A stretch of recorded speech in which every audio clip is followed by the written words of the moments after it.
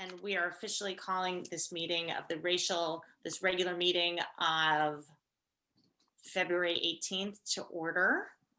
And I welcome our members, our ad hoc members, and the community. With that, we can say the Pledge of Allegiance, whether you're muted or to yourself. And together we can say, I pledge allegiance to the flag of the United States of America, to the republic for which it stands, one nation, under God, indivisible, with liberty and justice for all. That is our aspiration. So we have next on the agenda the approval of the minutes from January 28th regular meeting. Do I hear a motion to approve? Motion to approve. Which is Jason. And is there a second? Is there any discussion or changes to those? All in favor? And for those of you who are not officially members of the task force, you do not have to vote on those voting items. Just so you know, that's if you have not participated in a town meeting. Okay, and now we move to the minutes from the February 2nd regular meeting. Do I have a motion to approve? Any? And is there a second to that? I'll second it. Okay, Douglas with the second. And this is February 2nd and January 28th. Great. Okay, moving right along. The update on the conversation with the first selectwoman, and as Alex is not here with the town attorney, I can fill you in on some of that. So Jason, I'll turn it to you to let us know how your conversation went. Great. All right, this is Jason Sherrod. Can you guys hear me okay? Okay, great. Okay, so yeah, after our meeting last couple weeks ago, I scheduled a meeting with Brenda to talk about a few different things. But I think based on that, when we got out of the meeting, it was to kind of get an idea if we should get on the Board of Selectmen agenda or not. So that was part of the conversation. But this past, a week ago, Wednesday, on the 10th of February, I had a chance to sit down and talk to Brenda for about an hour. And, you know, I think in our last meeting, I was expressing some concern about us going down a path and wasting our effort doing something. And I raised my concern a few times about, you know, would she be on board with us doing certain things, right? So I kind of wanted to ask her a couple questions around that.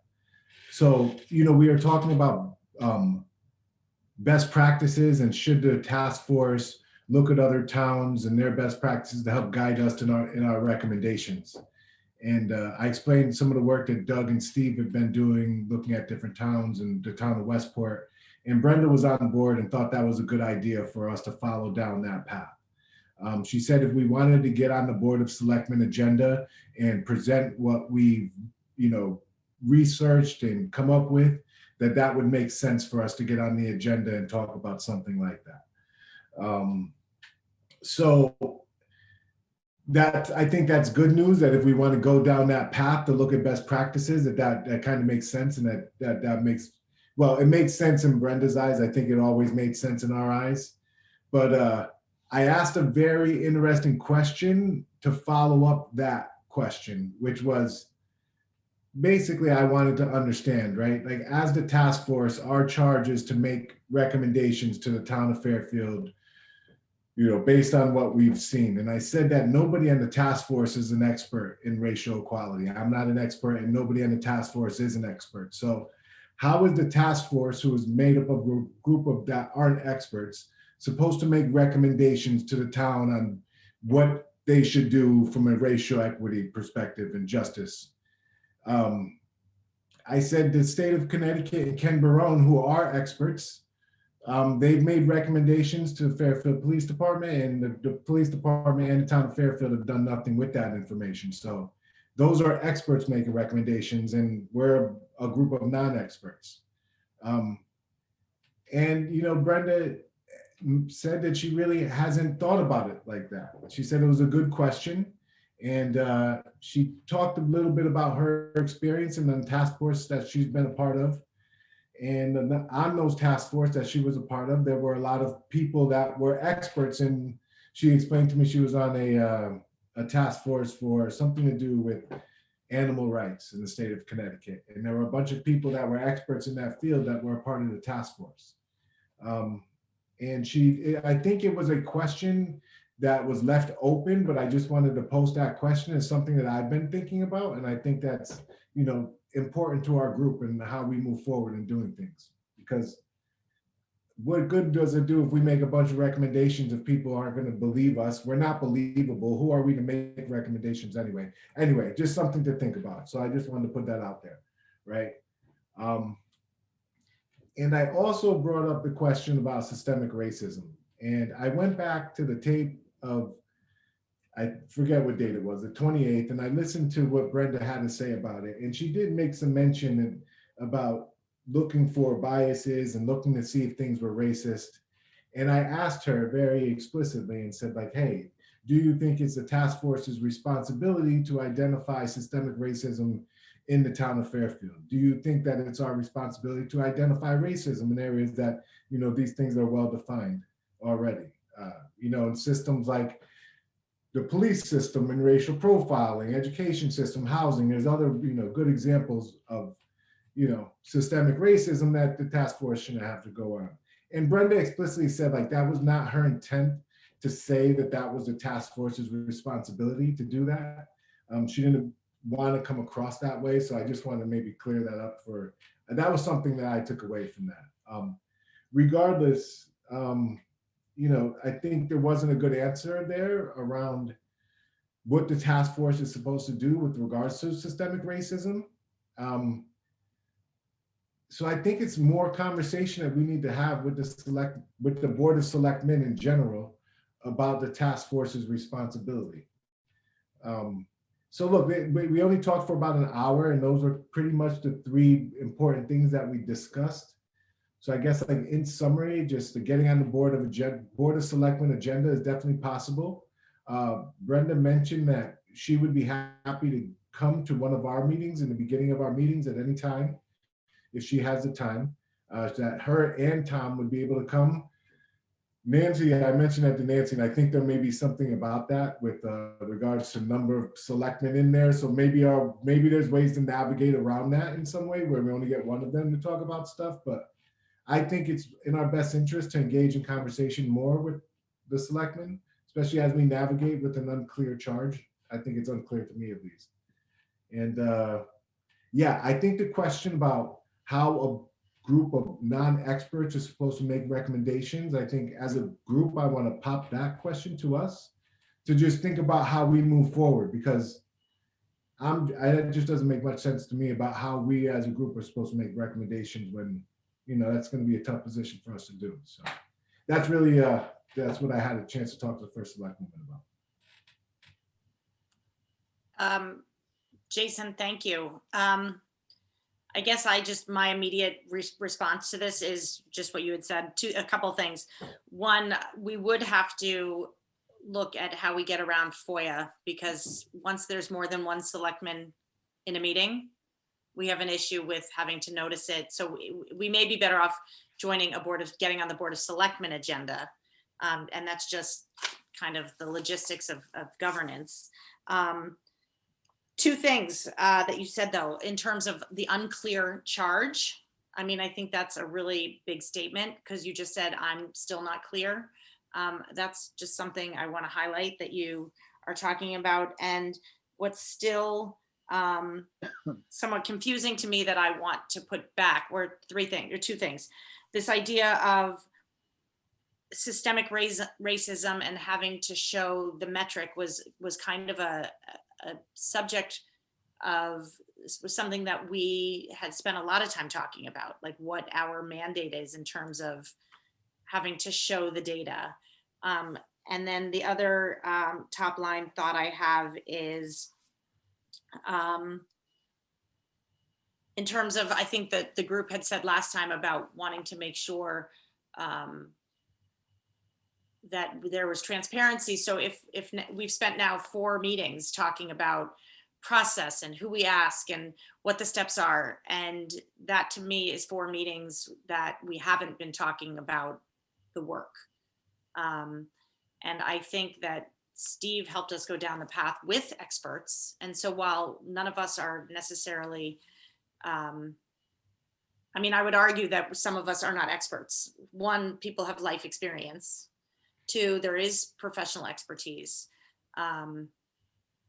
So I just think that there's a lot to unpack, but I would hope that we wouldn't spend yet another meeting talking about process, because it's just, again, one more opportunity where we're not figuring out how we deliver on what clearly is not a clear mandate. So I just wanted to put that out there.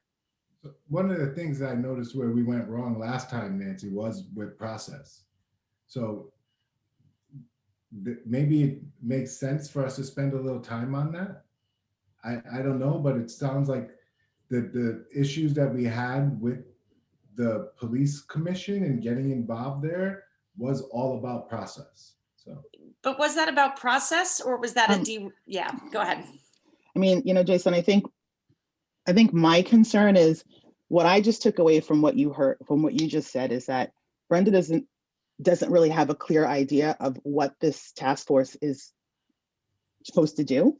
And so when that happens, we're always going to run into process, because as we do things, it's going to, there's no clear mandate. It's like someone hiring you to build a house, and you build a house and they say, no, I wanted a house that can float. But I didn't think of that until you did it. Like without a clear vision of what she wants us to do, it's going to be really easy to continually stumble over it. And in terms of expertise, I actually do have a significant amount of expertise in this area. It's my area of specialization. It's what I do. And so I'm concerned that if we don't have a really clear sense of what it is we're supposed to do, process will continually be a problem, because ultimately the issue with process only came up afterward. And I don't want to, that's where we keep getting stuck, because if we don't know what we're supposed to be doing, we're going to keep making mistakes because they haven't thought of what we're supposed to be doing yet. Does that make sense? It does. I heard something that both you and Nancy said. I just want to be clear, I'm not offending anybody when I said that we're not a group of experts, but the CCM, the Connecticut Chapter of Municipalities, has they have a framework that talks about somebody specifically that specializes as, for example, a racial equity officer. So when I'm talking about somebody that's an expert, I'm talking about a well-defined position that its responsibilities are around racial equity. And I don't think anybody on this task force has that, Gina. And if you do, no, I agree. I didn't understand. So here's the thing. I mean, that is a job that I could do. I do have the qualifications to do that job. But what I'm saying is, when you look at sort of those plans, like when you look at what CCM is saying, what they actually are saying is that it's a well-defined role that the town selects and says, we are going to set up this position that is going to do that thing. And so, any of us could apply to do that job and they would decide if we were capable. But our town doesn't have someone like that. They've got us, and we're not empowered to do what that role would do. So the problem is kind of a tail wagging the dog situation, right? Like we haven't been given a mandate to have any authority, and there isn't anybody else who has any authority. So we're kind of in this strange. So can I ask you, Gina, what do you think? What do you think we should do about that? You asked really great questions, because ultimately, I think that's where this whole place is for me, is that ultimately without a really, Jim came to our meeting and spoke really vehemently about how there is a very specific role of this task force. And then your conversation was like, but I don't know what it is, but it's specific, and figure it out yourselves. And that will always cause us problems, because if we're being told we have a very specific mission, but no one's telling us what the specific mission is, how do we follow it? So, we decided what we thought our mission was. We're told that's not what it is. My concern is, I think at this point, we have to think about creating the blueprint based on what we already know, and putting it back on the town to do what it is that they have committed to do. I think when you look at the National League of Cities and you look at CCM, they have a really clear toolkit where they say, for example, I think one thing that really I've been thinking about a lot is they're asking every town to make a proclamation that is very clear about what we want to do around equity. We don't have one. Our town doesn't have one. We don't have the ability to write one. We have the ability to say, hey, write one. So I think the best thing for us to do forward is to basically show the town the toolkits that these national organizations who have been doing this for a long time have done, and say, do this. That's what the town needs to do. Making this task force doesn't do what you thought it was going to do.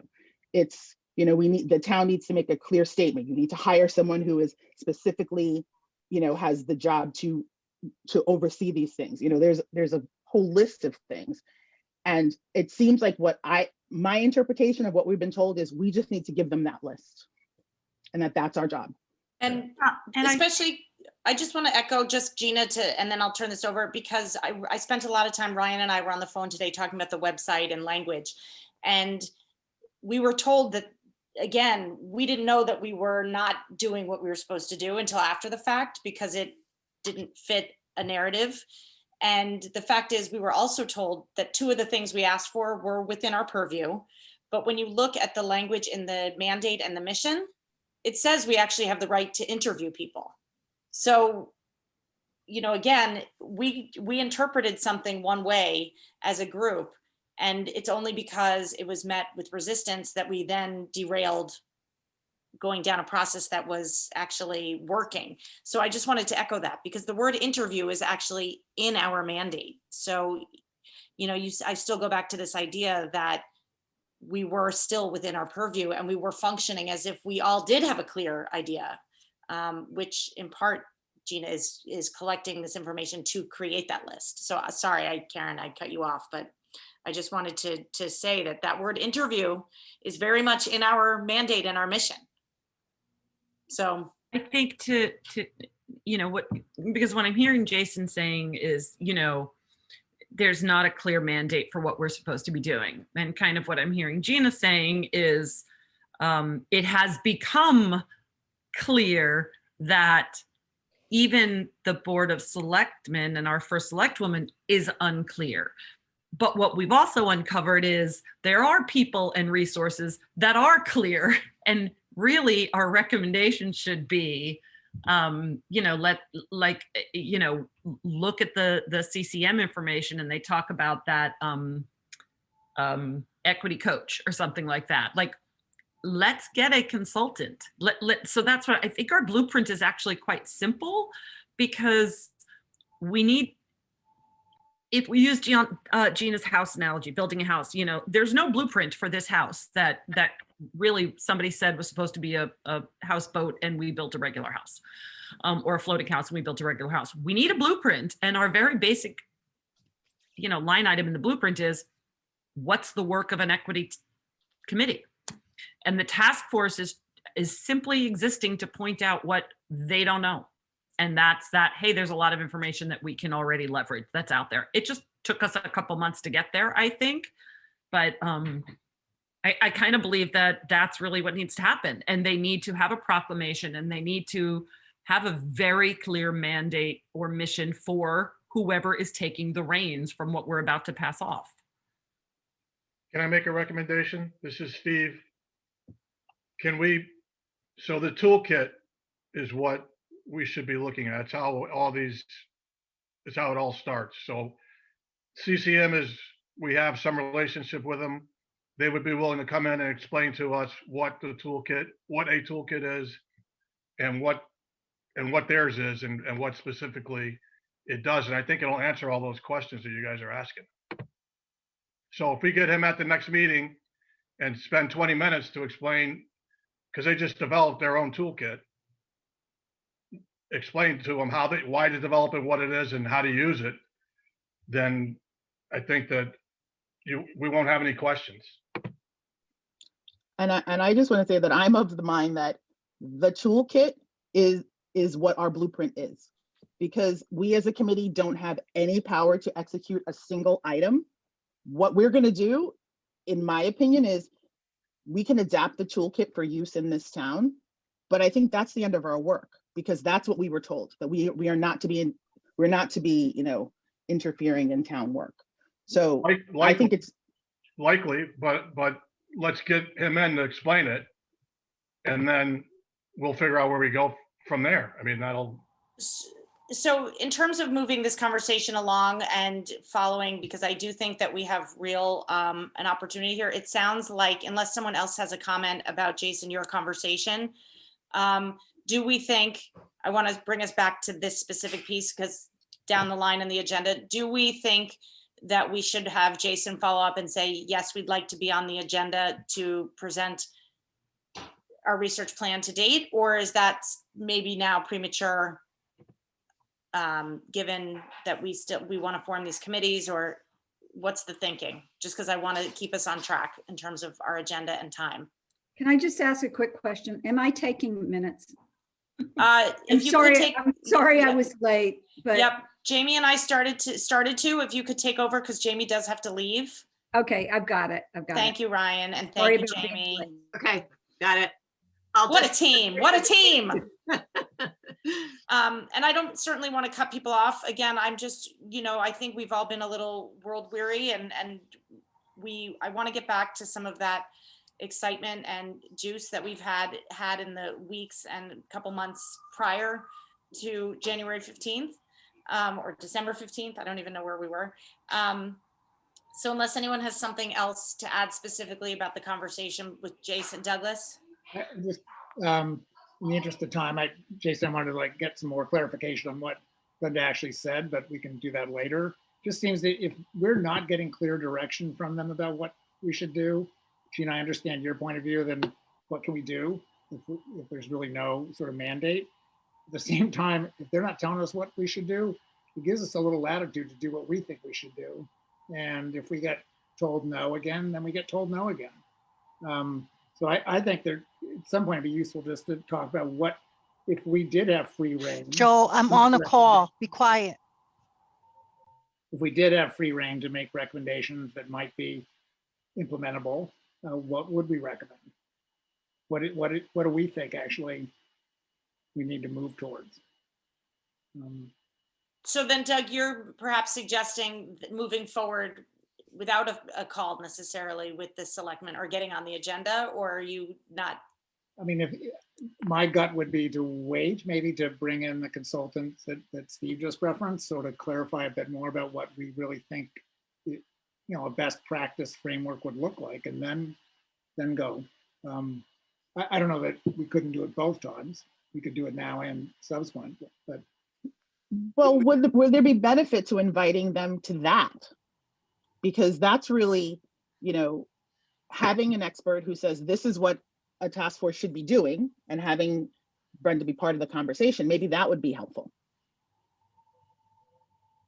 Agree, and I think we could work around this FOIA issue, because it's if we're not on an agenda, I think that's where the issue is. We can discuss things that aren't specific to what's on a Board of Selectmen agenda. So if we just frame it that we're inviting her, Steve, to the CCM presentation, Gina, I think that's a great way. And it also invites them into kind of what we're thinking, and they will have a mechanism for responding if it feels off track. So Steve, could you coordinate for our next meeting? Yeah, what's the date of the next meeting? I don't have it up. I will pull it up as we're talking. That's all right. I'll get it. Okay. It'll just be good to say it out loud anyway for everybody. I'll say it out loud when I get it. Oh, okay. So then moving right along, unless someone specific, again, has more questions for Jason about his conversation. And Doug, if you want to take time to ask your question now, don't let me pressure you. Well, feel free to, anybody can reach out to me offline. We could talk some more. But could you summarize in 30 words or less what her response was to the question of whether it's our job to provide evidence of systemic racism in Fairfield? Yeah, so I just want to be clear. She explicitly said that that was not her intent for it to come off that way. She did not want to say that it was our responsibility to identify systemic racism. Like, so I want to be explicit with that. So did you interpret that? It was on minute 35 and minute 36 where there was a comment about the task force finding out if it is biased and is it racist. And those are the comments that I wanted to talk to her about. And she explicitly said her intent was not to come across that it's a task force's responsibility to figure out if something is racist or if there's systemic racism. But that's confusing to me because I thought the whole point was to point out where the inequities were and where the injustices were. And what I think my understanding of what the question that we were grappling with was not whether they exist. You know, I made the statement that they exist and I was challenged on that. So I think it wasn't the question of where and how, because I think isn't our job to point them out. It was, and I was going from a place of assuming that they did exist. I think that's the nuance there that I'm confused by. I guess I was coming across in a different, my question was something different, Nancy. Like, for example, racial profiling is a problem. It's a systemic aspect of policing. So we don't need to prove that there's racial profiling. It's well documented already. And I don't think it's a task force's responsibility to identify those systems of racism. And that's what I thought I heard Brenda say. That's what I was trying to clarify. And that's what I did get clarified, that she wasn't trying to say that. Does anyone share my confusion? Because I'm still. Yeah, then I'm not sure, then what are we supposed to do? Right. So again, I think we are also clear that we're a little confused on what our charge is supposed to be and what we're able to do. And we talked about next steps of looking at the CCM. So it just seems to be par for course with where we're at. Like there's not clear definition on what the task force is supposed to do. Except for, again, I think it is clear what the task force is supposed to do. For me, where it's not clear is how we get there. Meaning we were, I guess, yeah, how we get there. And again, the question was not for me. My understanding is the job is to point out those inequities and the injustices and the systems where it exists. It is our job, I thought, to point out, like using Ken Barone's information. But our job is not to point out that, in fact, any kind of injustices exist. I thought our sort of hypothesis or our presumption was that systemic racism exists in Fairfield. And I think that's where people were challenging me when I said that. And so again, I'm confused because even Tom Flynn, the selectman, said, well, actually, I need metrics to show that. Right. And I think the question is, yeah, it's not one second, if, but how. I just want to touch, Nancy, on something you said about the racial profiling. Like, why would it be the task force's responsibility to show what Ken Barone and his project did? Like, I don't understand how that would be our responsibility, but I don't want to over transact on a literal statement that you said, but. No, I think words matter. And I think in part it's to highlight, because that's data, that's metrics, it's someone has done that work. So similar to pointing out a toolkit or best practices, it's an opportunity to share what an expert has found. Right. And so experts it's have saying worked directly with the police department, right? And shared this information directly with them. It's coming from the experts. Like why would we be a middleman to facilitate that data? Because we're now, through the lens of racial equity and justice, saying we found this, they also found it. And similar to the work that the students did, we're not going to dive in. We don't have to dive in at the school level in a, perhaps with certain channels, because there is a group of students and teachers and adults who put together that survey. But we had talked back when Lenasia presented it that we would incorporate some of their findings to say this is what's been found, and it's part of our blueprint and our map. So I don't know if I'm going down a path that nobody else. No, you know what it is? I think to think about it like this, we're the general contractors, right? So, and this is, we're just pulling together all the experts to build this house. And so this is how this work is done. This is not, again, this is not really questioned. This is what you do, right? If you're part of the toolkit is you gather as much expertise as you can. And yeah, I think what I'm hearing you say, Jason, and I agree with you.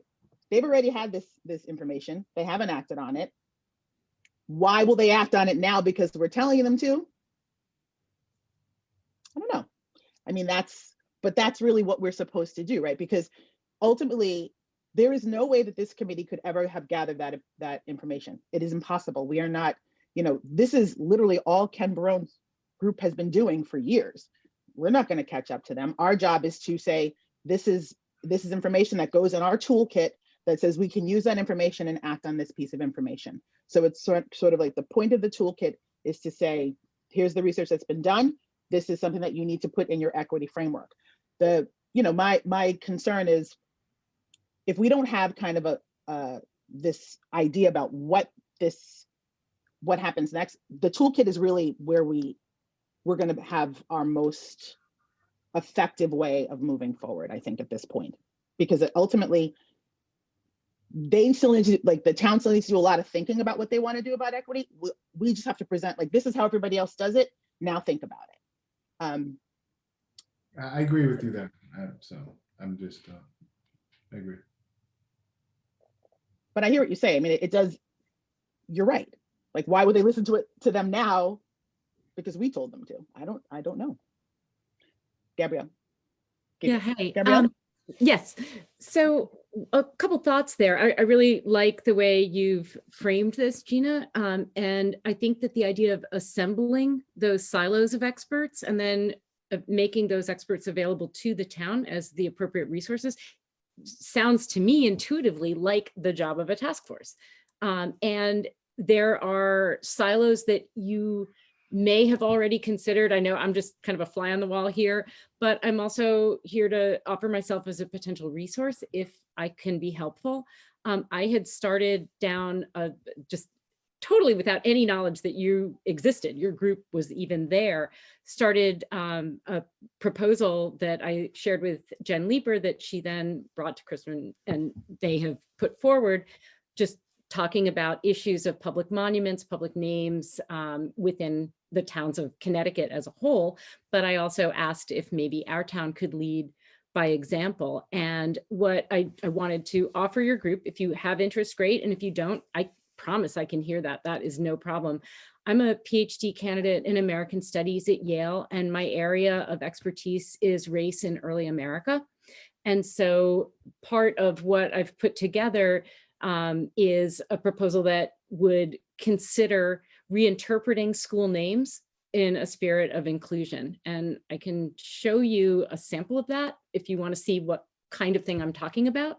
But I think that there are groups that your group can access that would be very happy to provide professional support in areas of interest if you'd like. So let me know if that's something that you'd like to see, and I'm happy to bring that forward.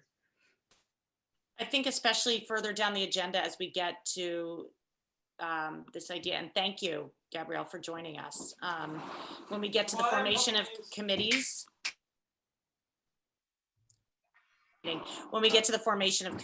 there perhaps that will be a resonant spot. So any other comments towards, yep, sorry, Ryan, or Gina, you go.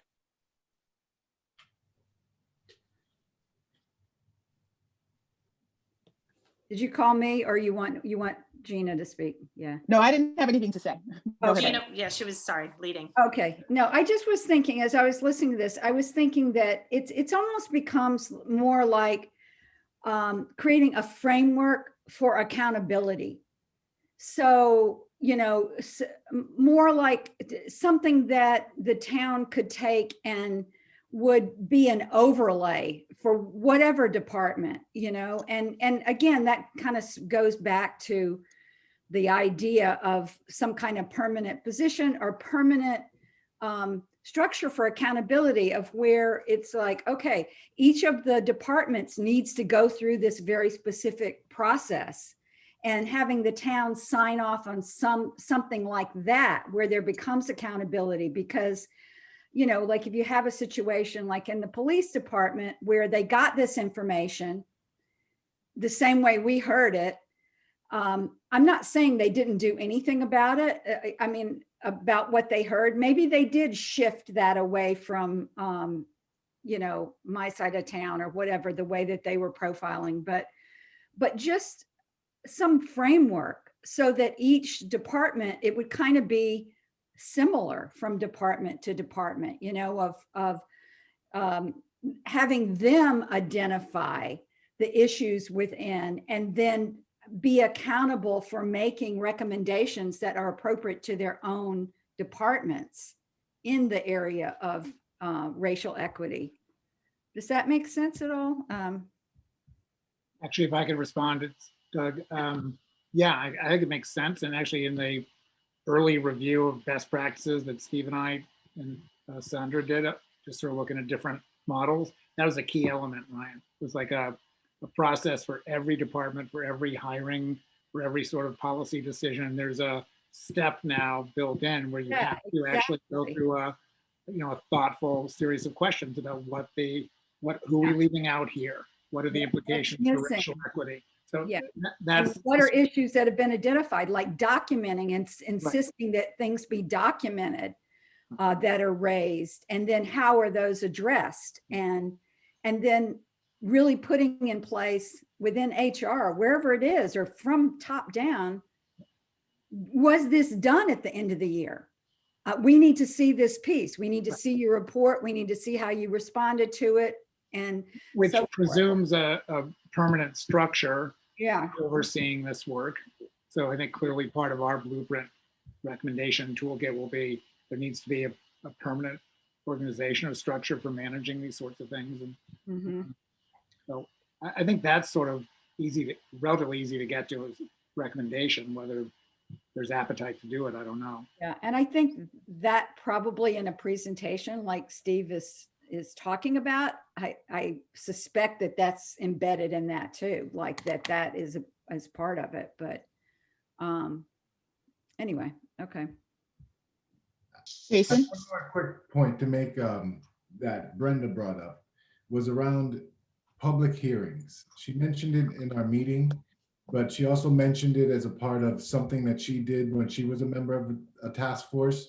But I'm not sure if Gina or you, Nancy, are familiar with what type of public hearings we could have and what would be the reason for those public hearings. Like, would we do that to gain support in our framework? But public hearings is something we probably should think about as a task force. And just the way that she made it sounds like something that a task force does, is engage with the public and try to get public support. So it's something I wanted to put out there with regards to public hearings. So I'm not sure if you guys know more about that, have experience with public hearings, but it was something that Brenda mentioned specifically that I just wanted to put out there as something for us to explore as a data point, possibly. I think that, you know, where we are at this point is moving forward to this place where we're going to talk to CECM about the toolkit, because I think the thing about public hearings like that, the difference in something in what we're doing versus what the bicycle task force was doing is the bicycle task force was told exactly what they needed to do and what their outcome was supposed to be. So everything that they did fit that. Because we don't have clear outcomes, it's going to be, you know, we can decide to have public hearings about lots of things. I think that might be work for the permanent task force. The permanent task force should be the one to make the decisions about this is what needs to be done next, or that, you know, this is what we're trying to answer, because at the end of the day, we don't have any mandate to do anything with that information once we gather it. And I think it might be spending a lot of time gathering information that's already out there, that we don't, you know, that's maybe not the best use of our time. I think the best use of our time might be to focus really sharply on looking at the way the state organization and the national organization guide towns to do this work, and helping Fairfield say, this is the state recommendation, this is the national recommendation, this is how it could apply here, this is our blueprint, and then allowing the town to move forward at that point. That would be my vote. Nancy, do you want to? Yeah, I mean, Gina, I think you articulated that very well. And I would just say in terms of the public hearing, I think a concern I have is after we had that community conversation in June, a lot of people who were really emotional and upset and angry, we heard a lot of information and it went unaddressed. And it's like someone, maybe Gina, you had talked about revealing these wounds and making people live trauma and telling their stories, and buy-in for a blueprint. All of these meetings are open meetings. When we present it to the Board of Selectmen, that is an open forum for the kind of buy-in that I think Brenda is talking about. So I do believe that, Gina, what you've just articulated is a very good structure for moving forward. I think getting into the CCM, but the concern about having some of these open conversation type town halls are not necessarily going to help with our purview and achieve our goal. I think, again, it is more for when we are implementing things, but all of this is open. People will be free to comment because it's listed on the website when we present it to the Board of Selectmen. People come to these meetings. That's why you have, the minutes and the recordings. So I would just urge us to shy away from some of that public buy-in, because again, I think that's going to derail us from ultimately what we need to do, which is deliver this blueprint with the recommendations, which could include opportunities for public hearings and conversations.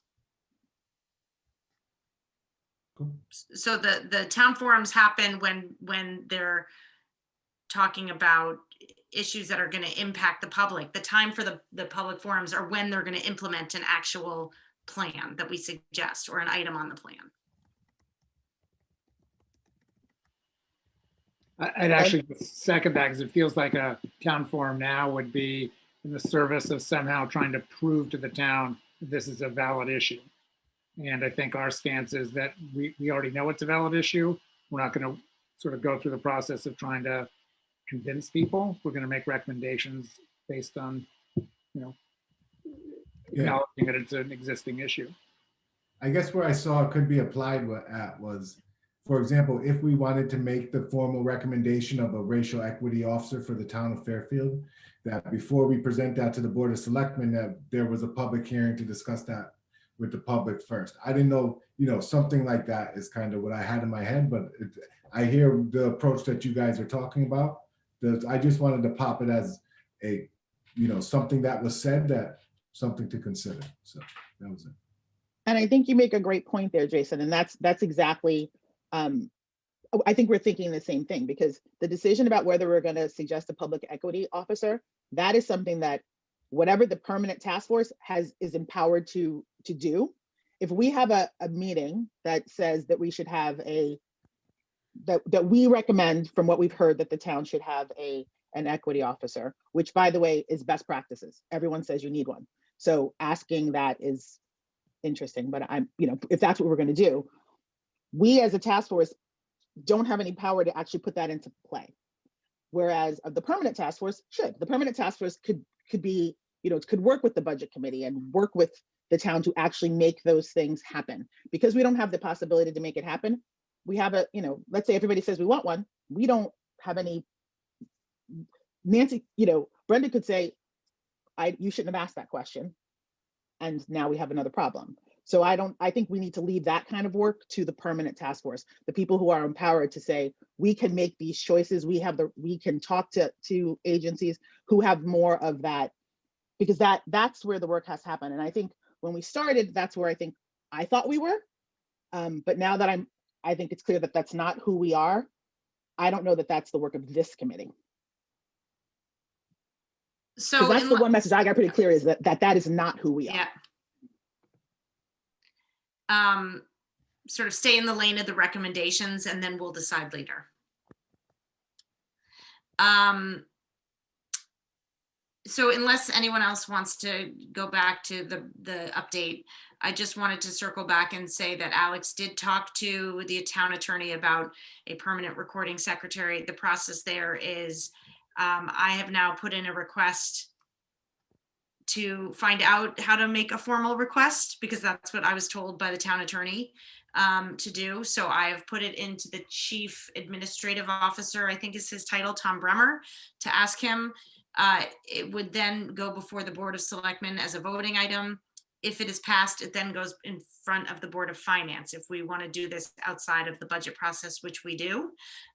Because if we do it within trying to get a line item on the budget, we're looking at months and months and months. So I'm waiting to hear back from Mr. Bremer. And that's really the update there from Alex's conversation with Jim Baldwin. So not much there. Yeah, Ryan. Could I, did you see my text about the style of the minutes? Yes. Do you want to ask your question? Yes, I do want to ask my question. Somehow, and from the first meeting, the style of the minutes, the way the minutes are taken, are very lengthy, where every person's comment is summarized, and it's created. If you actually open them and look at them, they're quite lengthy minutes.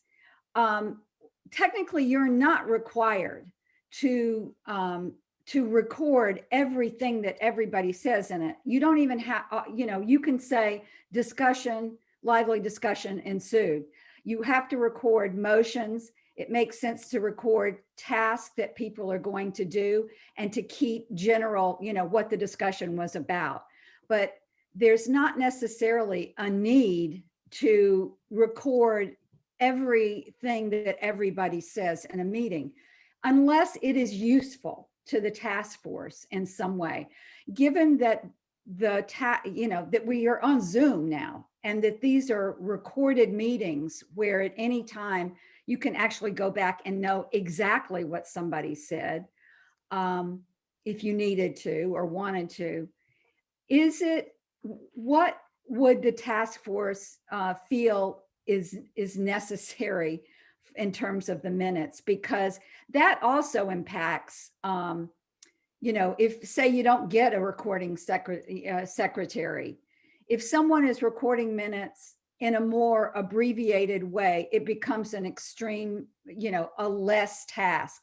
I mean, I can tell you straight up, I've been doing them. It's been taking me minimally 7 hours to get those minutes that you're looking at, and to get them that accurate of summarizing accurately what people were saying, and to get the tone into it, which I know sounds ridiculous, but try it. It sounds dedicated. It doesn't sound ridiculous. It sounds amazing. But don't do that. It takes a lot of time. And it's not that I'm saying I'm not willing to do it, but if it's not necessary, and I think it's worth the task force thinking a minute about what's necessary in terms of recording the minutes. Because legally, to record the motions, usefully, to get the tasks down, if somebody says, I'm going to make this phone call, to actually record that in the minutes so somebody can look back and say, oh, what did I say I was going to do?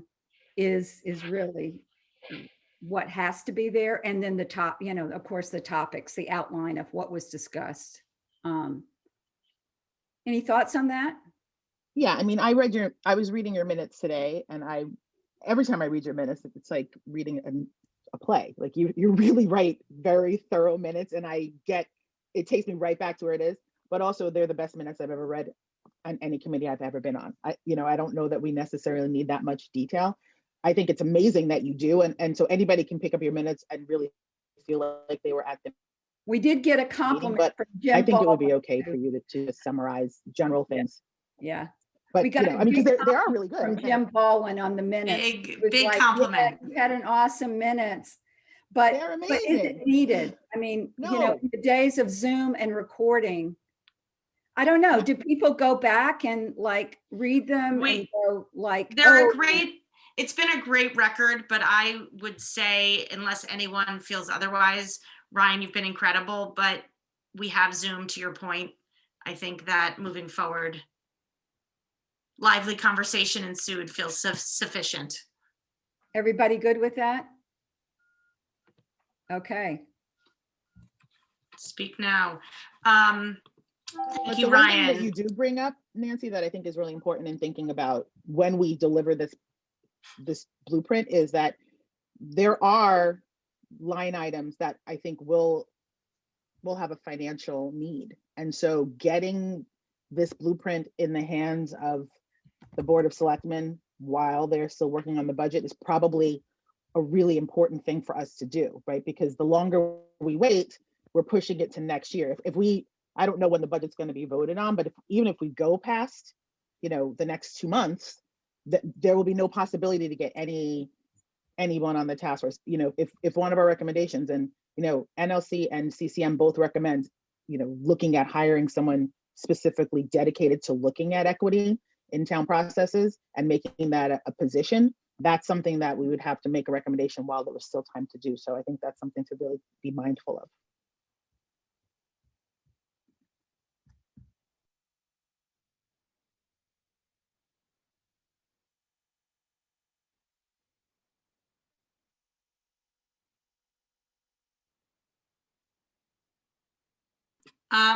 Okay, I think onward, the research plan.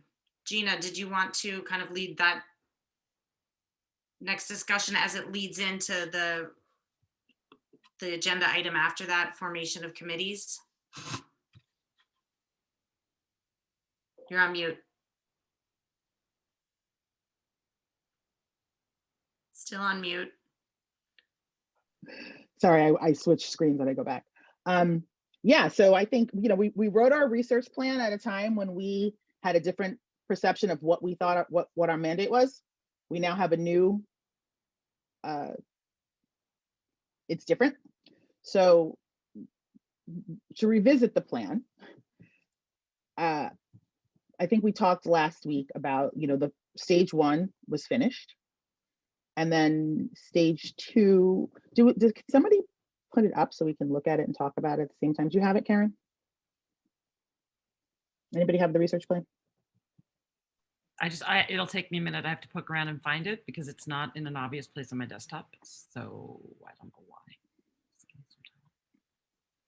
I mean, I guess the discussion is we're in agreement that we're going to revisit the research plan, right? That we talked about that at the last meeting. Has anyone given any more thought to that?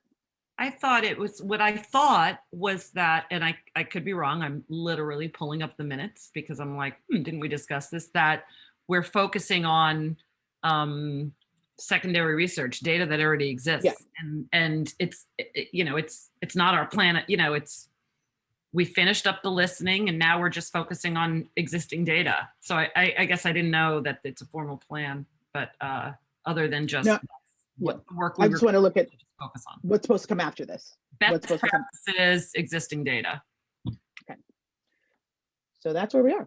I think, are we talking about, so we talked about looking at existing data, and I asked everyone to kind of go home and think about what segment, what sector you wanted to look at. So maybe everyone can kind of give me, we can talk a little bit about the sector that you would like to look at.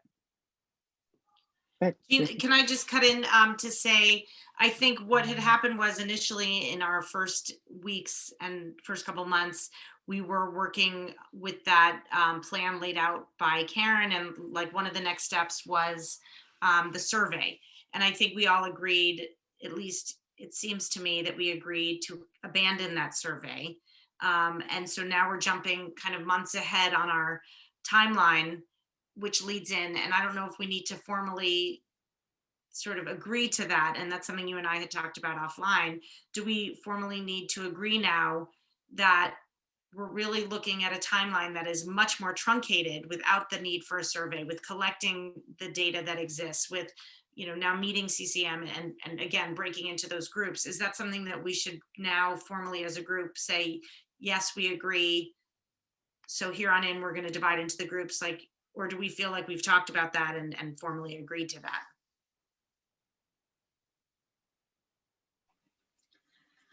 So Nancy, here's a thought. I mean, we had talked about, and last time, a very broad range of departments that we wanted to touch: education, housing, police, etc., etc. And it's of the feeling which, do you think, keeping in mind our bandwidth and everything, that if we focused on maybe 4 or 6 of these areas and go in depth and present it in a way and say, this what needs to be, this type of presentation needs to be done, or this type of in-depth analysis needs to be done on X, Y, and Z as well. Because I don't know whether we have the bandwidth to cover all the areas. So should it be that we do a really good job on presenting them how to look at it, and then assign them, saying, this is what you need your task force to do in all the areas before you come up with recommendations?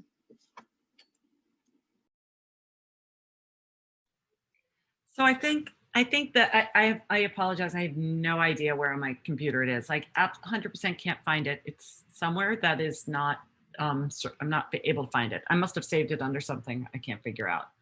But anyway, I think the stumbling block for me at this point is that, my recall is that, yes, we had talked about like each taking a pillar we were interested in and looking at kind of existing data. I think that's where we were. And now there's a part of me that's thinking, do we even need to do that? Or do we take a step back even further to look at the CCM and look at just the best practices? Because, I think it was even kind of what when Gabrielle was talking, like, we have experts that can help in all of the areas where we need help. And I'm wondering if the cart was before the horse before, and it is still before the horse. Like, we still are at the very beginnings of, hey, how do you work on equity within a town? And not even at the pillars. So I don't know. So I think that's where my own head is how much, do we need to even do that? Or is our blueprint a really straightforward sharing of best practices? I don't know. Anyway, I can still keep poking around for the actual research plan, but I would ask everybody to chime in on what research really does this task force think needs to still happen.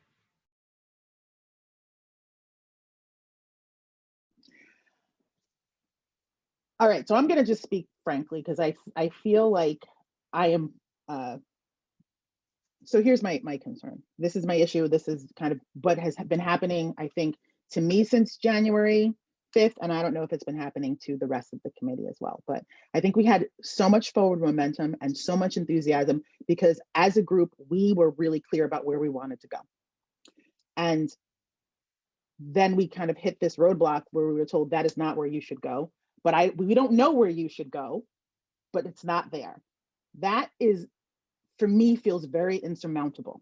It's really difficult for me to even, to get passionate about something. And then, because I feel really clear about how an equity task force should work. And I feel really clear about, this is my area of specialization. I have been doing this research for years. I have a really sense of where we should go. And it's not my ideas, it's what I've read, it's what other people are doing. The town is not there yet. And so we have to meet the town where they are, and it's not where we were going. It's way far behind where we were, and it is introducing them to this same work that has already been done. And so I feel like part of the flat energy that I'm feeling, and I'm sure I'm contributing to it, which is why I'm voicing it, is it's disheartening to kind of hear somebody say, Jason, what you said to us tonight really worried me, to hear it hasn't really been thought about at all. And even though we did a lot of thinking about it, we are following someone who hasn't thought about it. And that's what feels difficult at this point. And so I like the idea of our next work being about, as a group, maybe hearing all of the best practices together, having CCM come in, talk to us about, this is what is done, this is how this work is. Because even when I hear, you say, Jason, well, we ran afoul of process, that narrative is kind of part of what happens in this work sometimes, and it's not always necessarily the most, that's sometimes by design. And I think we just need to kind of work with people who really understand how to start in a town like Fairfield, because that's where we're kind of not, it's making this really difficult to kind of get my head around at this point. Ryan. I feel like we did kind of get to this point last time, because we were talking about the different areas, but approaching each one of them from the best practice point of view. Like, rather than going and saying, oh, we're going to delve in and find, yes, if there's existing information about Fairfield, gather that, but more take the focus within each area of what best practices looks like, and make that part of the plan, rather than like, oh, I'm going to find out everything that's wrong with our educational system, and from a racial equity lens. Not taken that way, just saying, like, when you're going to do this work within education, this is a best practice way of approaching it. We all agree as a task force that this makes sense for Fairfield because X, Y, and Z, these are patterns that have been identified or whatever, and go at it from that best practice point of view. I mean, you could still have the buckets, but you could still just be saying it's best practice. And I feel like at the last meeting, that kind of was where it came to. Does anybody else have that recollection? Like, Doug, because I know the stuff that we kind of circled back and went, oh, wait, that's what we were doing in the beginning, was starting to look at best practices. And I don't know. So I think it kind of combines both of those, keeping the buckets, but coming at it from best practices rather than, oh, we're going to uncover all of this situation. That's certainly what I understood, Ryan, from last time too, that Yeah. we were not going to go exhaustively into each category and come up with reams and reams of data to prove healthcare disparities in Fairfield or anything like that. We're just talking about, here's what other towns similar size, similar demographics have done to address health disparities, for example. But like a paragraph, I would, just as an alternative, I feel like it'd be almost better for us to present a whole exhaustive list of the different dimensions where these issues are playing out with not a lot of depth, like breadth, not depth. I think you're going for the depth, not breadth approach. And I sort of want to like send a report that really documents that there are lots and lots of areas that Fairfield could be working in with a permanent structure.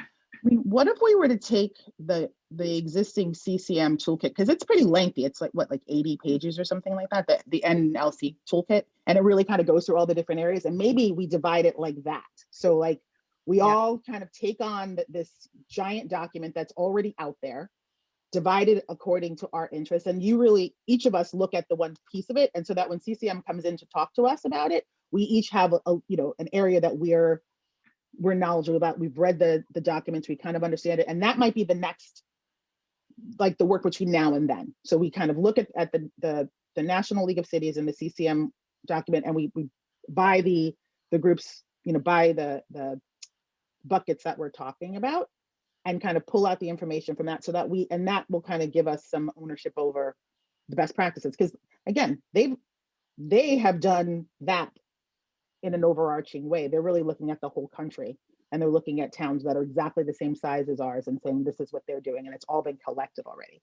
So maybe we should just focus on that information for now.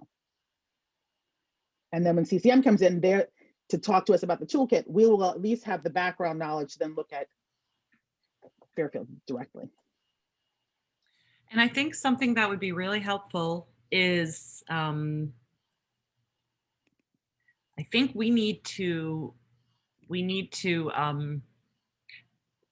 meaning we as a task force, take a look at mentally, what does our blueprint even look like? Because I feel like that was also another assignment after the last meeting was remember when I was like St. Louis and y'all were like, yeah, no, not the same St. Louis. So like, look at those documents that exist that are other blueprints and become really clear. That's what we're working towards. We're working towards something that's succinct and something that is fairly straightforward.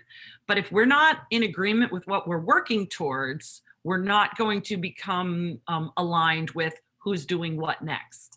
So for our committee to get back to work where we roll up our sleeves and do something, which I think is, one of the things that we had momentum for originally, Nancy, and one of the reasons why we had that is because we were doing stuff. And right now we're like, all right, what are we doing? Well, the work that we have to do is to create something eventually.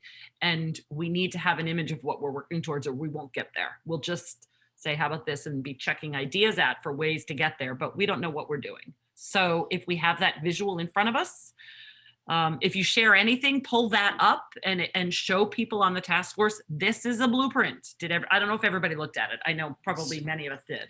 So could we then, given that, because I love this idea, I think you're exactly hitting the nail on the head. Like we had action. And so there were steps that we were taking. There was homework each week. If we, Steve, March 2nd is the date of the next meeting. If we can confirm that we can get CCM to make a presentation and we set that as the sort of singular agenda item, I can email as backup the CCM toolkit. We can tonight go into our subgroups, whatever they be, whatever topics we feel we are excited about, which was part of the assignment for tonight. And to everyone's point, then we're back towards marching. We're back to marching towards something. I do think that history piece is really compelling and interesting. And I go back to some of that like land records and some of what Gabrielle was talking about. And I mean, I don't know, I haven't fully dived into the CCM toolkit, but I think that there's a lot of recommendations that can be made if we just look back at our history and things like the police commission saying that there's been a practice since 1930. We can show them why that's not actually great or good at all because of what was happening historically in town in 1930 based on a lot of good information, as Gabrielle said, exists already. So I think that's what Gina, you're driving towards, and Karen, you're driving towards, that if we kind of take on our roles and assignments, and Steve, if sooner than later you could get confirmation. It's confirmed. It's confirmed. He's fine. Oh my God, you are a man of action. And Gabrielle, I don't want to like skip over what you said, but we have a historian here and someone who this is all you do, right? And so I think, if you would love to join in, that helps us tremendously, right? Like to be able to access some of that historical data. But I don't think we should do that because that's not what we do. This is, that's your area of expertise. And so I for one would love to take you up on your offer to kind of help work with us on that piece of it, because I think in terms of how we kind of, it forms the backbone of the work to say this is why these things, this is where these things come from, but not to make that the whole focus of what we're doing. Sure. And I think what can be useful about historicizing something is that it's really hard to argue against. It isn't about anybody's feelings. It's about facts. It's about what the laws were, what the population looked like, what limits were placed on different classes of individuals at different times. And I do think that looking at that, my area is early America, I can go further out the curve, but I'm more comfortable. The older it is, the more comfortable I am. But to look at the deepest roots, I think, is the right place to start, because it sets a tone. And it then calls the obvious question of, well, when did it change? And it allows people to slowly come to a place of, well, maybe it didn't all that much. Maybe what we see are not sudden changes, but actual resistances to change at all. And confronting that using the deep past is usually the right tool to help people recast their understanding of the present. And, you know, really what seems to be the purview of this group to build a more inclusive future, right? So it's sort of a three-step process. And what I sense is that what I'm hearing from the many voices in this room, and I'm not fully up to speed on everything your committee has experienced, but you guys seem a little PTSD right now. Like you were going down what you felt was a pretty clear path, and somebody just put the treadmill in reverse and everybody fell off. But I think that picking areas where it's really hard for anyone to take away your mandate and starting with those can be a constructive way to gain momentum and move forward. It's hard for people to argue with, when you talk about, like, here's the census of 1790, and I can show you that Fairfield in 1790 was more diverse than Fairfield in 2021. You can't really argue with that. Like, there it is. It's the census. If you affiliate with those kinds of efforts, or if you begin with those kinds of efforts in education, it's hard for people to argue. It's just, there it is. It's not an emotional thing. It's just a fact. So, if I can be useful to you, I'm happy to bring some of that history forward. I don't know how much work. I don't know. I want to meet you where you are as a group, meaning I don't know what your knowledge base already is. I don't want to waste your time telling you things you already know. But if I can in any way give you information that empowers you, I'm happy to do so. So, I'm not sure what that looks like for you at this time, but I'm happy to, show you the kinds of things I do, and the kinds of things that I've already sort of put in motion within the town, and you can see if there are things that are, where we can have a productive partnership. I mean, one thing I've done is I'm in the process of doing a reinterpretation for Ogden House property that looks at the landscape of Ogden House as a racialized landscape, as a place that we can learn simply by looking at the plants on the property.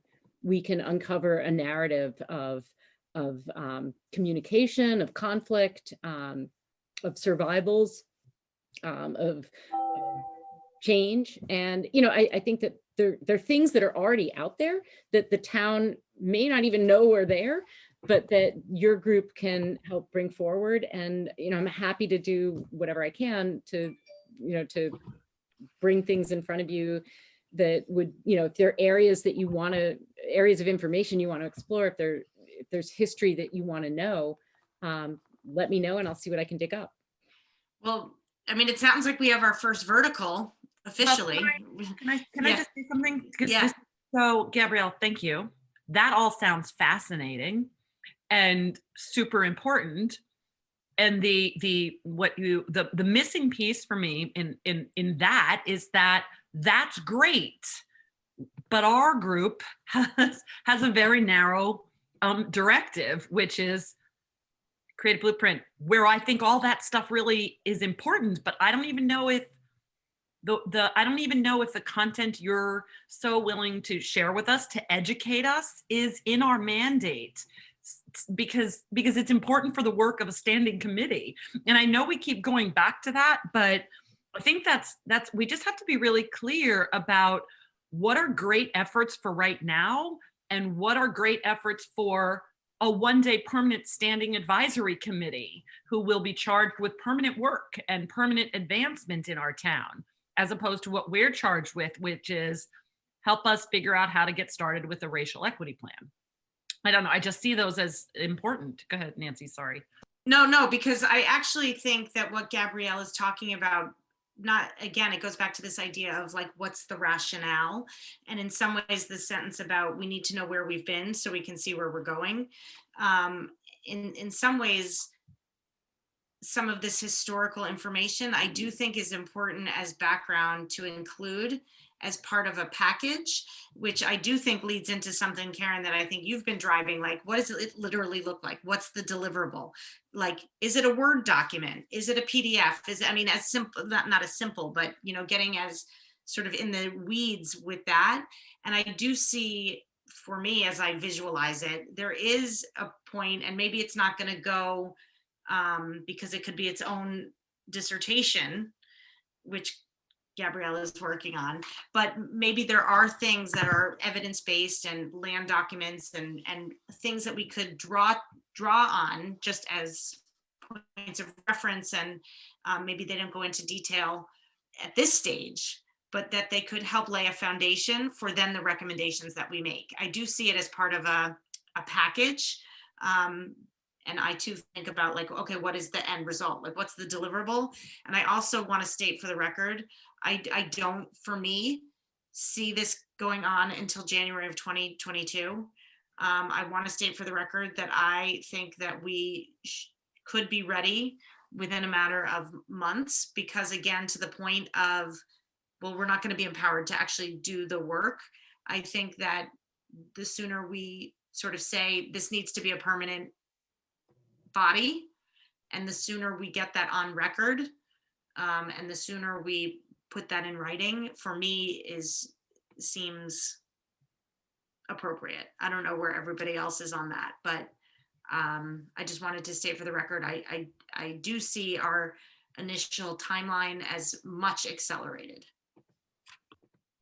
And I think in terms of, you know, how we would use Gabrielle's work, you know, when we start to dig in a little bit deeper, like when I looked at some of, you know, the NLC work, they did talk about the real importance of, you know, having an historical backbone to your blueprint, because we had people say, we don't think it exists here in Fairfield. Like, there are people who still think that.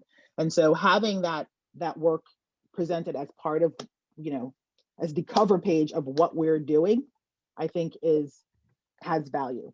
I don't think that should be the whole total of the work, and it's not probably something that I would have even thought about if we did not have a doctoral student on the line who does this already, that we can tap into, who lives in the community. That makes it make more sense. And to, like as Nancy said, to make that one of the verticals. But again, you know, it's not about having a long process about it. It's, you know, looking at some of the targets and maybe piecing out what we think the most important ones that would kind of, like you said, tell the story, like using history as a way to kind of just tell a story in a very fact-based way before we get into the current facts. Brian? What I can show you, if you'd like, is an example of that, just to see, to say, like, well, how would that live? And then I apologize, I'm going to have to jump off because I have to feed my family. But let me figure out how to screen share. Do I need, can I just? Yeah, while she's doing that, I was just going to say that, you know, when we were talking in the listening sessions too, when we talk to people, History Museum or whatever, just realizing that there is not a comprehensive history of people of color in Fairfield. I mean, that itself is a need.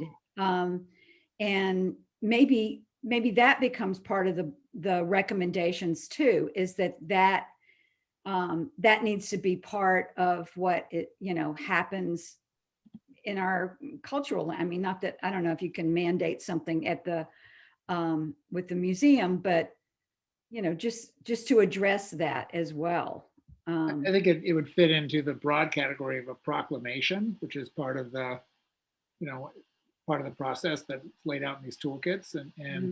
Part of the proclamation is some reckoning with the past. Yeah, there you go. Yeah. And there's got to be some formal statement from the town about how we got to where we are, and that's where I think this research could be really helpful. I have to go to a.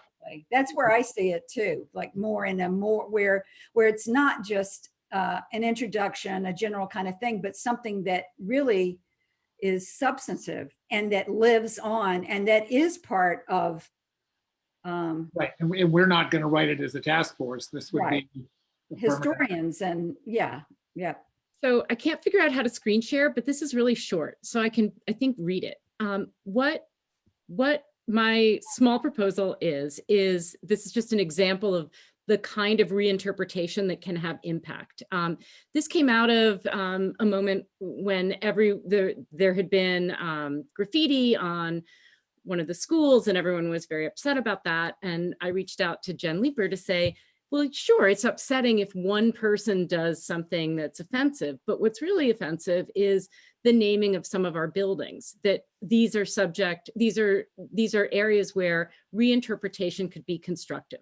So here's an example of text I wrote, and if someone can teach me how to screen share, I think my system preferences are not letting me do it for some reason. There's a green button right in the middle of the Yep. bottom. So I press that, it and didn't it says share screen, and then I pick desktop, right? Desktop 1, and it says allow Zoom, and then it says, okay, open system preferences. And then click on the picture again. Can you see it? No. Okay. So does she have to have permission? No. But I'm going to system preferences. I gave it to her. There is permission for everyone. Zoom US. Wait, I have an idea. Can I email this to someone? Is it what you shared with me the other day? I can share my screen if you want. Can I just either email this to someone or send it in some? Can you put it in the chat box? Is that what you shared with Andrew? Just asked. I'm wasting your time. I'll just read it. It's really short. So the concept is to we have brass plaques in many of the schools that, have the school seal or the town, whatever, and they say something brief about the school. This is an idea for a complementary signage that would expand on what people know about Timothy Dwight. So it's really simple. Who was Timothy Dwight? Timothy Dwight was a theologian, educator, and poet. He was a minister at the Greenfield Hill Congregational Church, founded a school in Greenfield Hill in 1783, and became the 8th president of Yale in 1795. In 1785, Dwight published America's first epic poem, The Conquest of Canaan. New paragraph. Dwight published a poem in 1794 titled Greenfield Hill, describing the founding of Fairfield, Connecticut. In this poem, he expressed sadness for the wars that killed many Pequot Indians, but he also claimed that the removal of Indians to make way for English settlers represented progress. Final paragraph. In 1784, oh wait. There it is. There it is. Connecticut passed a law to gradually end slavery. Any enslaved person born after March 1, 1784 would become free at age 25. Enslaved people born before March 1, 1784 remained enslaved for life. In 1788, Timothy Dwight bought an enslaved woman named Naomi. Dwight stated that he intended to free her after her years of labor compensated him for her purchase price. We do not know if he did. If this were done as sort of a National Park Services sign, I don't know if you can scroll that. Go forward so you can see the images. That's Dwight, painted by John Trumbull. And then this is the actual purchase bill for Naomi in Dwight's handwriting. And then below is the earliest documented image of the Pequot massacre in 1637. It's a woodcut from, I think, 1638. So you guys I'm sure have seen this image before, but I think that seeing that bill of purchase in the context of someone for whom an elementary school is named is maybe information members of the town don't have. So this sort of reinterpretation doesn't seek to say we need to tear down the school. It simply says we need to be aware as a community that Timothy Dwight was a complicated person and that there are aspects of his identity that might be extremely uncomfortable for people to think about now, but nonetheless, this is simply true. This is just history. And to expose that history within the context of the school can spark conversation. What I would propose is that this, any reinterpretive signage that is placed in the school be accompanied by educational materials developed at an age appropriate level so that Dwight School students would have an ability to learn more about Dwight in a constructive way and learn more about what their town was like in that period in a more constructive way. Right now, there's not an exploration of that history within the Dwight curriculum. So that's just an example of what that sort of intervention could look like if the town wanted to get behind it. And I don't know, as you know, even if the task force obviously doesn't have, you know, your task force doesn't have the mandate to actually advance particular projects, that's fine. But that doesn't mean that the projects need to wait until your task force does its work and then the permanent task force comes into place and then whatever committees form and assess things, you know, that's all fine. But, you know, this is work that I'm interested in doing right now. And if it's something that can also be part of your project, that's great. And I'd certainly welcome input from all of you. But it's work that I think can move forward now. It doesn't have to be on hold till a particular process sees itself all the way through. But that's just sort of a sample of that. Do you guys have any questions, or does that make any sense? Does that hold any interest? No, I mean, I think it makes a lot of sense. And I think this is kind of, now I'm understanding what Karen was saying. Like, if we were a permanent task force, we could actually make, like, advance that forward. So I think it's important for you to keep doing this work. And I think, you know, as part of our task force, because I think one of the things that came up from our deep listening project was to work with the town historian to uncover some of these things. So, you know, that something like a package like that could be part of the presentation of our blueprint, say, as of like, this is an example of exactly what this task force could do with this information, since you're doing it already. And that's the thing, like, I don't think that we would, you know, I think that it's a great illustration of something that the permanent task force could be mandated to do. And yeah, I saw, Doug, that you posted that Sonia Huber from Fairfield. I used to work with Sonia, and also there's the Vin Rosovich project. Are you familiar with that? Yeah. Vin Rosovich was a professor at Fairfield U who did a fabulous project documenting slavery in Fairfield, and he's documented enslaved people who lived in Fairfield, and that's only a few years old. It actually just kind of, I think it's maybe 2 or 3 years old. So, you know, part of it is we can make that part of our blueprint, absolutely, for sure. I wanted to, I don't know if everybody's seen the CCM blueprint, but there's something that I wanted to just kind of show you all to, let's see if I can do this. I don't know where I guess I'll do my desktop. Okay, here. Can you see this? I'm sure you're seeing that. Okay, do you see this, the CCM toolkit? Am I sharing my screen? Yes. Okay, so here, which I think is really interesting, there's this municipal checklist for racial equity. And this is part of what they do. You know, they're really breaking it down into, you know, the organizational commitment, the policies and implementation practices, service-based equity. Like, I think our blueprint should somewhat follow this path, you know, looking at, because these are really fantastic questions that we can't answer, but we can definitely put forward to ask. And, you know, when you look at kind of their strategies, they really look at sort of the process here, where you have your research organizational assessment, you research findings, develop a plan, and then you're implementing, reporting, and evaluating. And I think that, you know, if we're kind of being told that we need to present it, that working with this group on helping us figure out where do we fit in that line, you know, where does this task force, where does this work start, where does it begin? I think that's how we can kind of put some wind back in our sails and like really be efficient. But then the other thing that what Gabrielle just said made me think about is, the longer we kind of are a task force that is not empowered, we're just kind of delaying having a task force that actually can do things. So I think that that makes me kind of feel like we should try to expedite our processes as rapidly as possible, so that we can really do the work that I think we're capable of doing. which is exactly what I was saying before. Like, I think our timeline has deeply accelerated.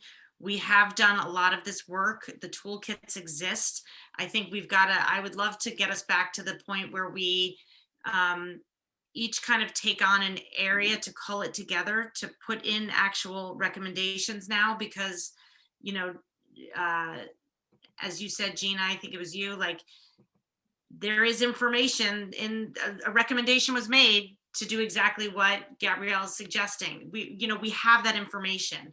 We know that we've done a lot of work that's not gonna, if we keep doing it for 6 more months, I think we're gonna get to a place that we already are kind of at now, which is why I go back to, like, what does this blueprint actually look like? I do think that there's some value to kind of each taking ownership of a vertical to, like, narrow down, to get the best practices so that we can really start with the bones of, not even the bones, like the physical deliverable. Even as, you know, we've talked about amongst some of us, like, are we hiring a graphic designer? Does it need a copywriter? I have someone who's willing to pull it together, who would do it pro bono. But I think we really need to start having some of those conversations, or we're going to keep wheel spinning. We're going to keep getting back to the place of, like, well, what are we doing? I think we know exactly now what the mandate is. I think it would be important, though, that at least majority of the group says that they agree that there is an accelerated timeline, that we're kind of ready to start putting meat of our recommendations into a blueprint. I don't know, maybe I'm moving along in a way that I'm skipping steps for some people, but if that's the case, I think let's discuss that now, because I think we're getting in the way of actually doing some of the work. By the longer we are examining and looking and researching, we're actually preventing the town from implementing and making the change and acting on some of the recommendations that a permanent task force could be empowered to do. So if, you know, I would love to hear Jason, Innie, Tamisha, Steve and Doug, like, does this resonate? I mean, I think. Let's do the work. Yeah, I mean, let's do the work. I'm totally on board with the expedited timeline. I think that makes great sense. Agreed, Nancy. And I think, to be honest, if we keep dancing around, is it acceptable with, you know, Brenda and so forth? I think once we get to, you know, we're on ground zero, the next steps, we present it. You know, instead of us having, is this okay? Is this our jurisdiction? I think we need a clearer outline. If we're not comfortable with the current outline that we have, we need specifics. You know, this is what you said, but what does that entail? What is the meat of that? So that we're not constantly going around on a hamster wheel. You know, I think every step, just so that we're comfortable, you know, we're not wasting our time, we can say, hey, these are our thoughts, run it by them. You know, are you okay with this? Until they say, hey, you know, we don't want to hold your hands. You know, we know they don't want to hold our hands, but we have to force their hand to direct us. Otherwise, we're just going to be playing this mind game of, well, what do they expect of us? What do our parameters look like? Where are we going? Is it acceptable? Those are my thoughts.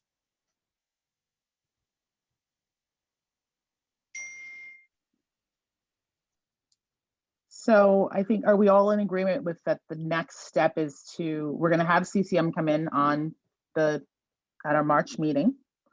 Let's divide up that CCM. Which we can invite Brenda, which we can formally, who would like, Jason, why don't you, as a follow-up, if that's okay, please invite Brenda to that meeting. Okay. Yeah, and then I guess we can notice it, right, Nancy? Can we also invite Tom? I mean, yeah. We would say absolutely that we're inviting, you know, Jason, maybe put it that BOS@fairfieldct.org org. I can put it in the chat. And just, with a formal invitation to attend our March 2nd meeting to listen. And I think we should make it clear that this is not necessarily, absolutely, there can be opportunity to have dialogue, but the whole point is I think everyone's saying the point is to have them hear this presentation so they can understand, or do you want it to be question, answer, present?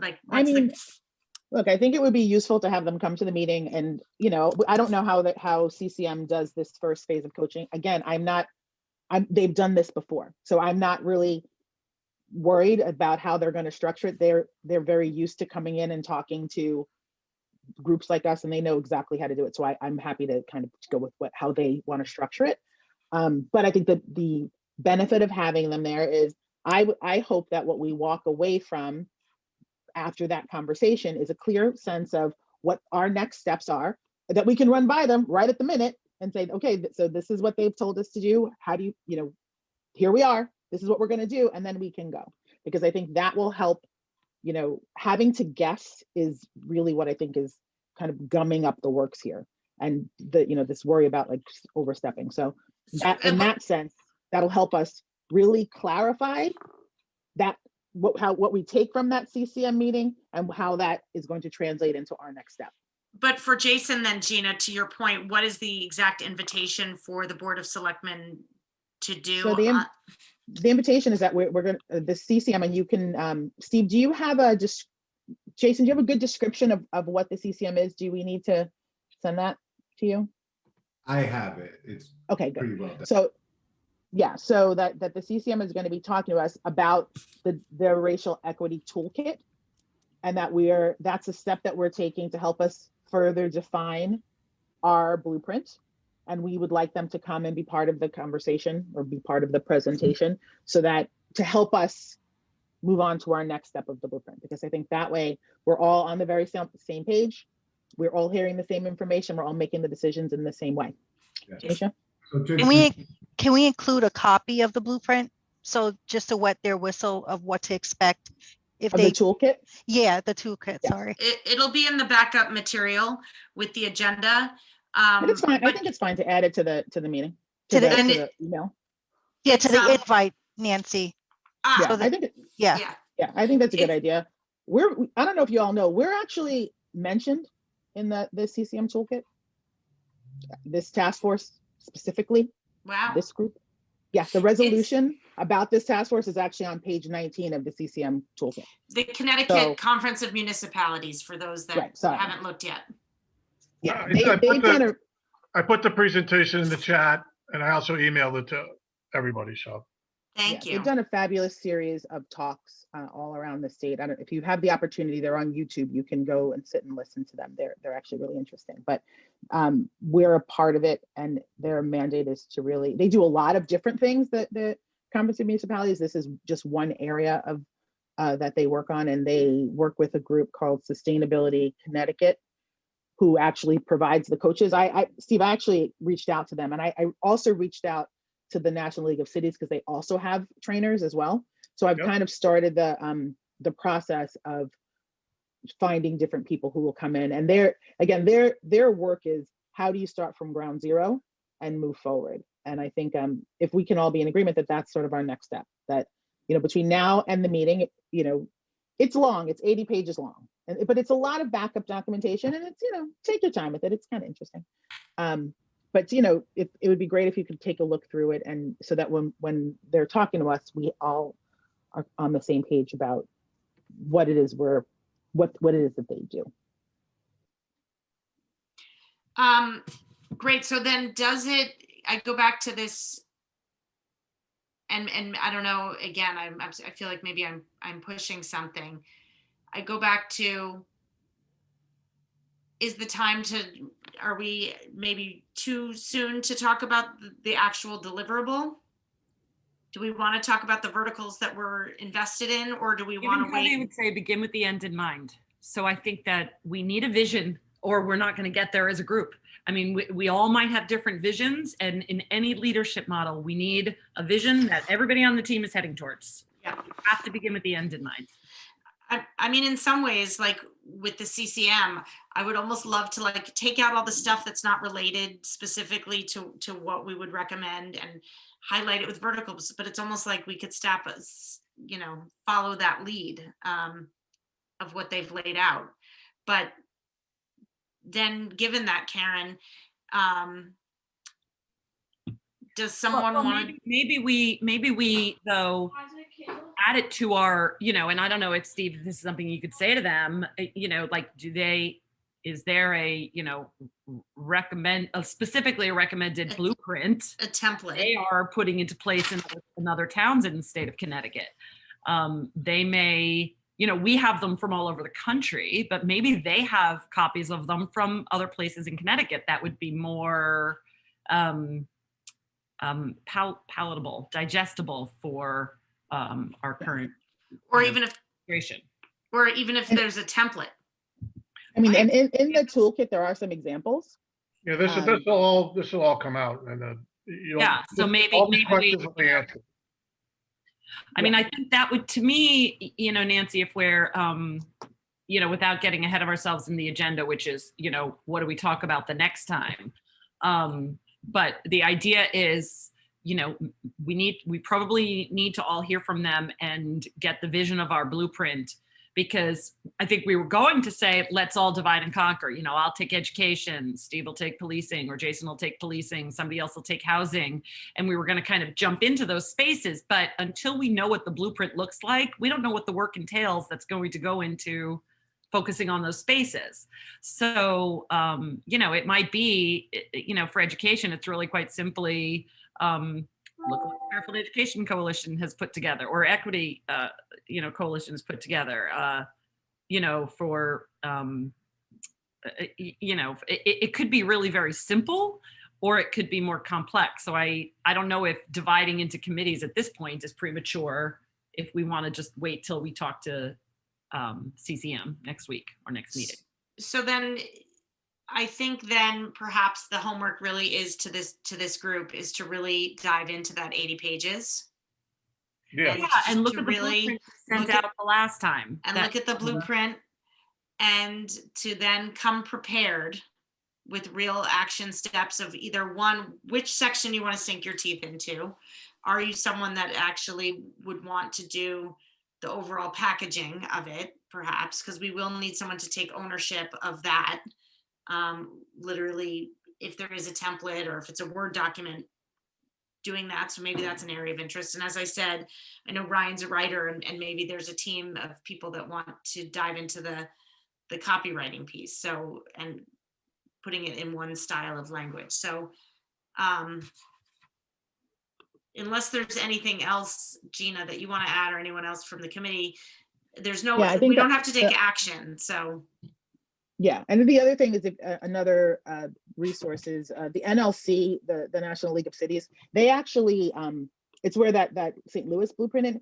They have them divided by town size, so we actually can find a town that is the same size as ours and look there, which I think is really helpful, so that we know that we're comparing apples to apples. So if anybody, I'll send that link if you have time to look through that.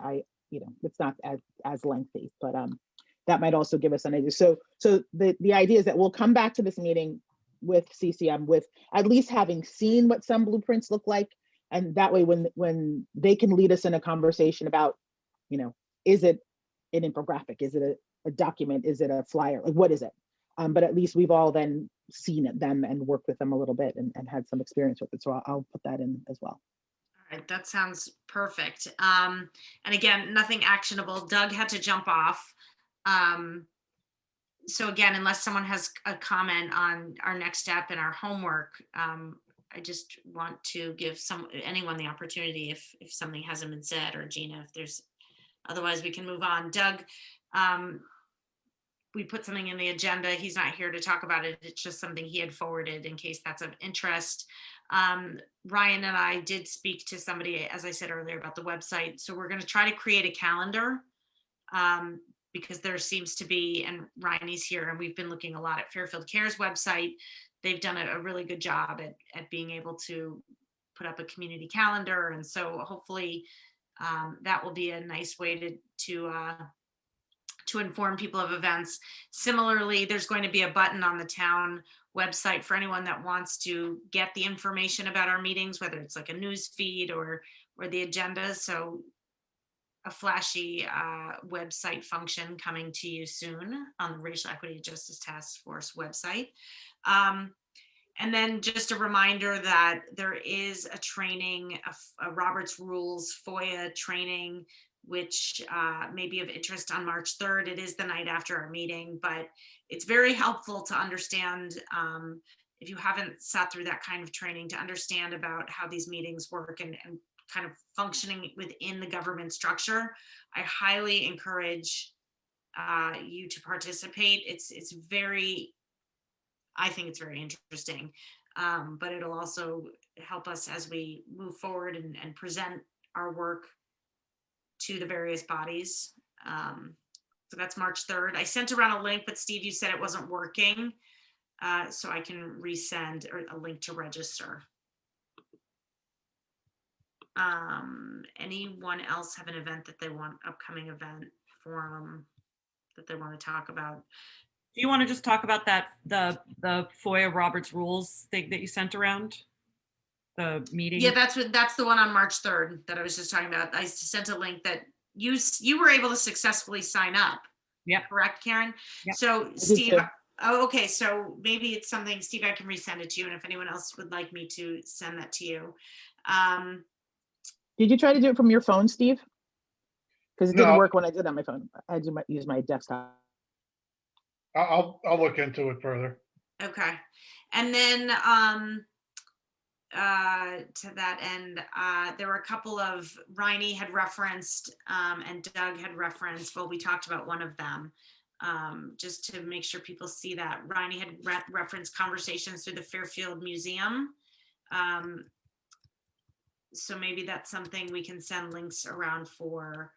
I think that's in there. Yabantu had presented something. Oh, it's in the link. So maybe, Ryan, if there's a way we can put those on the website as cross promotion. We'll put the toolkit on our website. Anyone else have anything that we haven't covered that you feel we need to cover or should cover? Comments, questions? People feeling good about where we are? Energized with new purpose? Karen?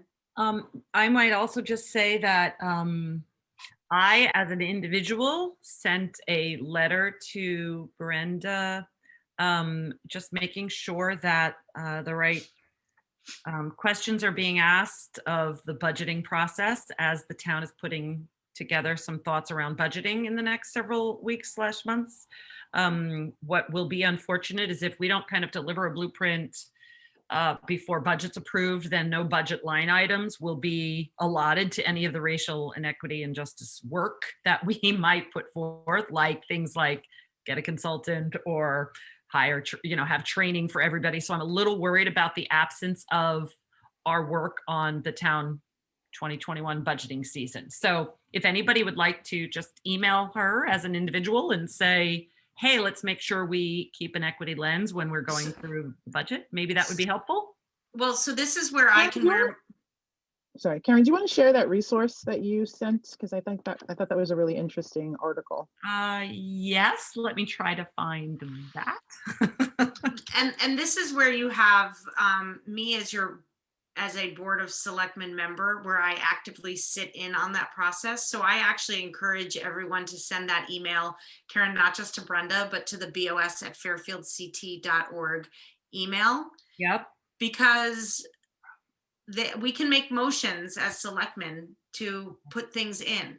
If there are specific questions that either you as individuals or as a task force you want asked of certain departments and line items, like this is a real opportunity to be that voice in the room. And while things may get voted down, we may not make it into a budget for specific things, we do have the opportunity to ask questions, to understand how things are factored in through a racial equity and justice lens as it factors into the budget process. So similarly, Tamisha is here as a representative of the RTM. Okay. You can reach out to your representatives on the RTM, and Tamisha, I'm not speaking for you. I'm saying that as it goes to the Board of Selectmen, the budget, then it goes to the Board of Finance, and then ultimately gets voted on by the RTM.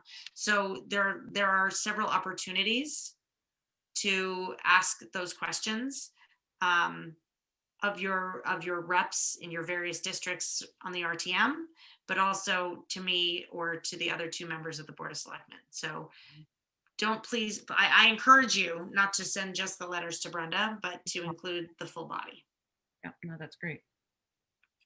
Does it Yeah, make- Jason, go ahead. I put the article link in the chat, and in it are some really great questions for public officials to kind of ask, including things like, how does this change in spending impact our ability to achieve our racial equity goals?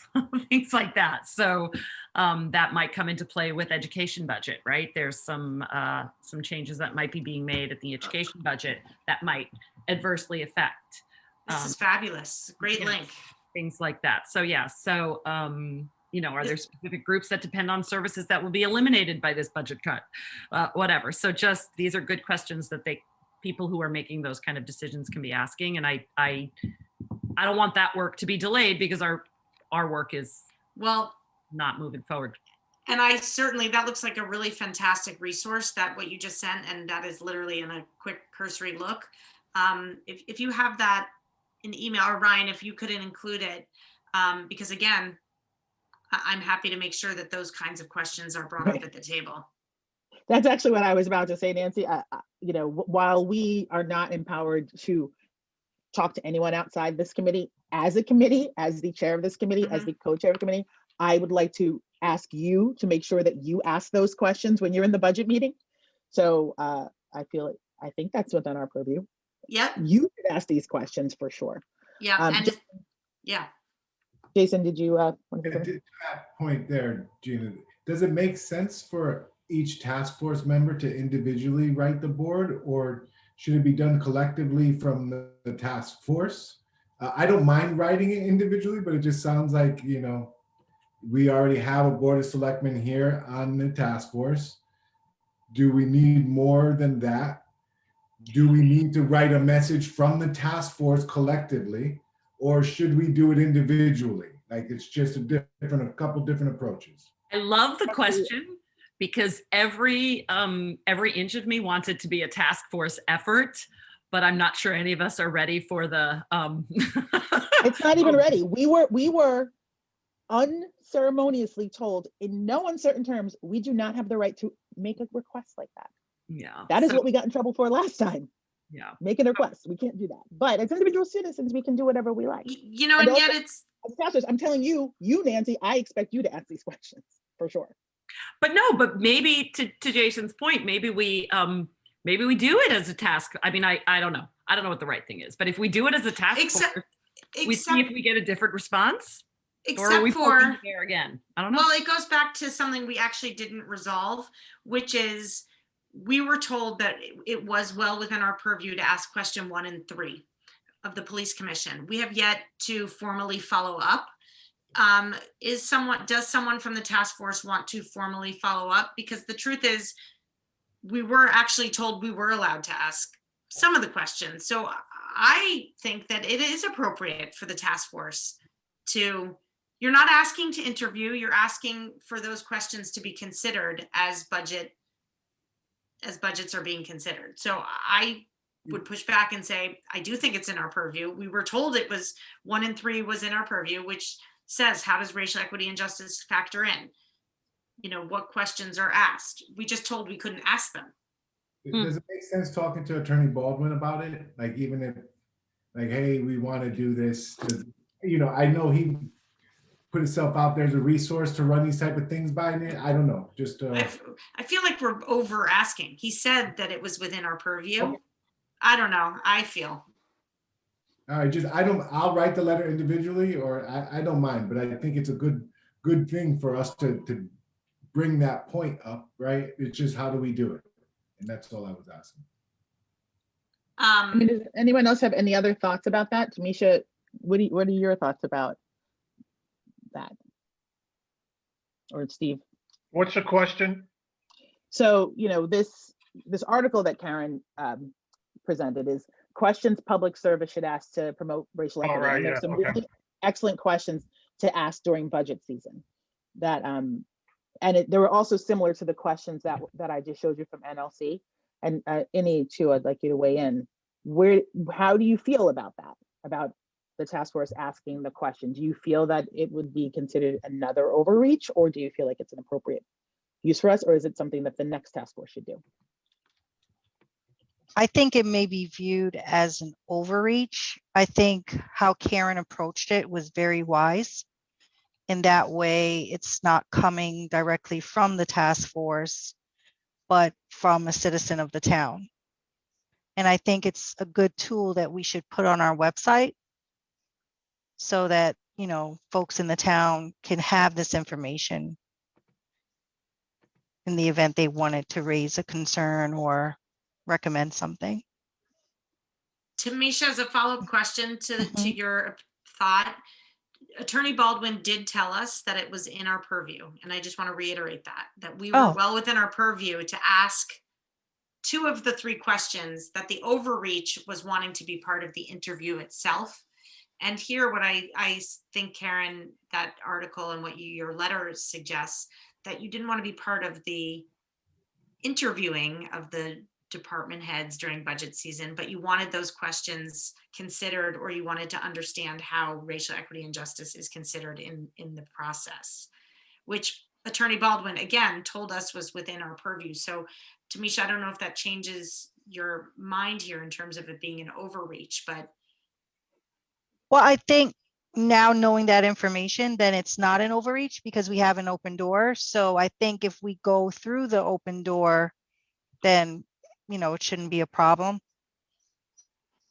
Kathy wants to say something. Nancy, are you still waiting to hear from official task force? Amy, were you about to say something, Amy? Yeah, Gina, what your gut reaction was where I am with. They are so hypersensitive right now in town with whatever we ask for. Is it worth it? That would be my point. Because more than anything else, for whatever reason, there's a 50-50 chance, either it's acceptance or it's rejection, right?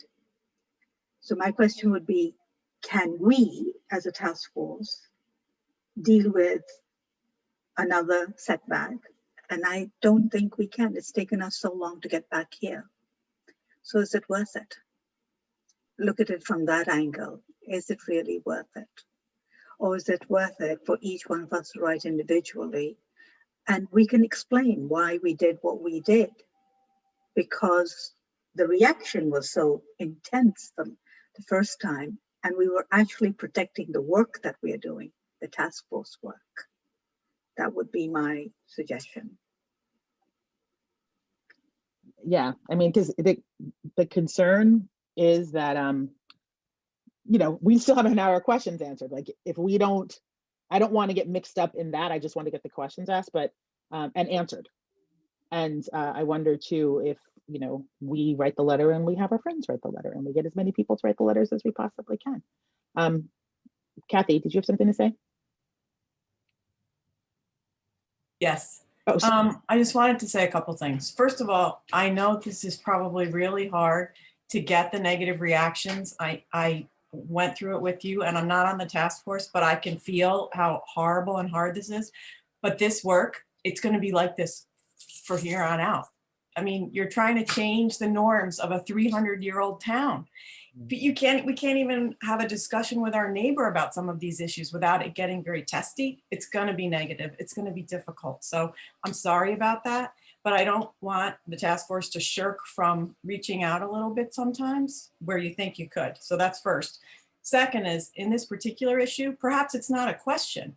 Perhaps the letter is drafted as we would ask as the task force that looks at racial equity and justice, that you please take into consideration these issues when doing the budgeting process. You're not asking permission. You're not asking for a response. You're just saying, this is our position. Because as a member of the public, I would expect you, the group, the task force, to do at least that. Just to say, hey, we're the people who are supposed to be paying attention to this issue. So this is our job. We pay attention. And we're just saying, hey, please take it into account. End of story. So that's all I wanted to say. You make a good point, Kathy. Jason? I just want to add to what Kathy just said there. And I think it's very relevant to us if we're supposed to make a recommendation, knowing that there's budget available for that recommendation. So it directly impacts how we move forward, I think, in a way.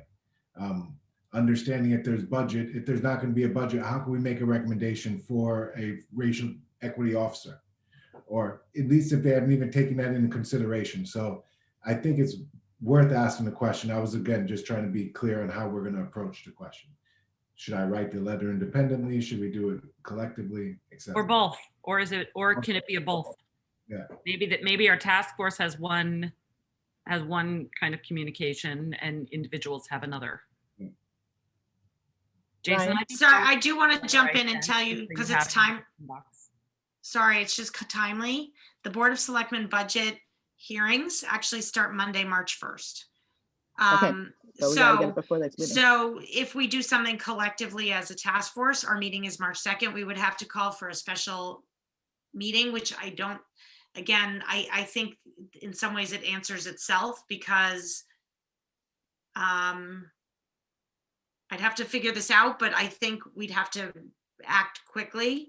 Again, because the meeting is March 2nd, and with full transparency and being above board, it may just, out of interest of time, Kathy, not to run away from it, but the individual letter. So sorry, I just wanted to interrupt to say the timing is pretty critical. Well, do we have a, do we have a quorum on the phone, on the call right now? Mm-hmm. So Yeah. Couldn't we make a motion to write a letter and see what we think? In a letter, just inquiring, right? We're just inquiring to see if it's a budget item or being in consideration for a budget item. Would that be the I question? think we might just want to be putting a statement. I don't know, but maybe we just, to Kathy's point, we just want to be making a statement. Hey, we recommend you ask these types of questions in your budgeting process. We, the members of the task force, believe this is important to ask questions like these, or something. Ryan? How about a recommendation, just like a kind of preliminary, saying our preliminary work has indicated that we anticipate that part of the blueprint will be requesting a permanent task force and a position, and knowing that the town budget is in this, could that be budgeted? We would recommend that money for that work be budgeted in the coming year, so that it doesn't stall the work once the recommendation is made. I mean, is there any scenario where the task force would not be recommending that? I don't think so. No, well, it's twofold. It would be recommendations for specific line items to be added to the budget, which that might be a hard one, but it's also the recommendation that they look at the budget with certain questions in mind and that racial equity lens. But they're going to say, oh, okay, well, we don't know what that looks like. How do well, we that's in the if you click on the link to there are literally questions in there that they can ask. So we could put a few of those in a letter. But don't you think it's a little premature to add line items to a budget when we don't know exactly what we're asking for? I just need clarity on what we're asking for. That's what I'm saying, is I think there's two different things that we're discussing right now. One of them would be specific line items in the budget, and one of them is consider these things on your current line items. Things like, what are the racial equity impacts of this particular decision? Who will benefit from or be burdened by this particular decision? Certain, anyway, are there strategies to mitigate unintended consequences of this decision around the budget? So there's some general questions that they can ask to make sure that the room stays aware that there might be implications to racial equity in their decision making. But then So we that's- need to attend the budget hearing or meeting to get that understanding before we ask those vague questions. They're not really vague, Tamisha. It's really like the questions are pretty specific, and it's a question like who will benefit or be burdened by this decision. So we know that there's always discussion about adding more money, taking more money away. What they're saying is when you're having that conversation, one of the questions you should be asking is who is going to be burdened by this decision we're about to make. So it's not even about the specifics, and you could extrapolate it to something specific, like whatever they were fighting about at the Board of Ed meeting. One of the questions on the table is, well, who's going to be burdened by that if we make this change? Because then that's another talking point to how you make the decision. So I think the point of these racial equity tools, they're really tools that you use to help guide your decision making. And I think that's what they're saying is this is a way for you to insert thinking about equity as part of your decision making process. Like a real world example of that, for instance, is if we are funding another, and I'm making it up somewhat, but there is precedence. Like if we're funding a dump truck for Department of Public Works, and already we have a tight operating budget. If we do that, and it is either seen as I guess it's debatable whether it's an item we need or not. What is that taking away? On the other hand, like, is it taking away funding at the school level that is money for to keep the schools open in the morning for breakfast, the breakfast program, and who takes advantage of that? And looking at through an equity lens, is that then preventing some families from being able to participate in the breakfast? Yeah, sorry, Gina, go ahead. Yeah, a real world example. I think Andrew was part of this. They one of the line items where they closed the library after school, and so they were closing the library at the end at 3 o'clock because they didn't want to fund someone in there.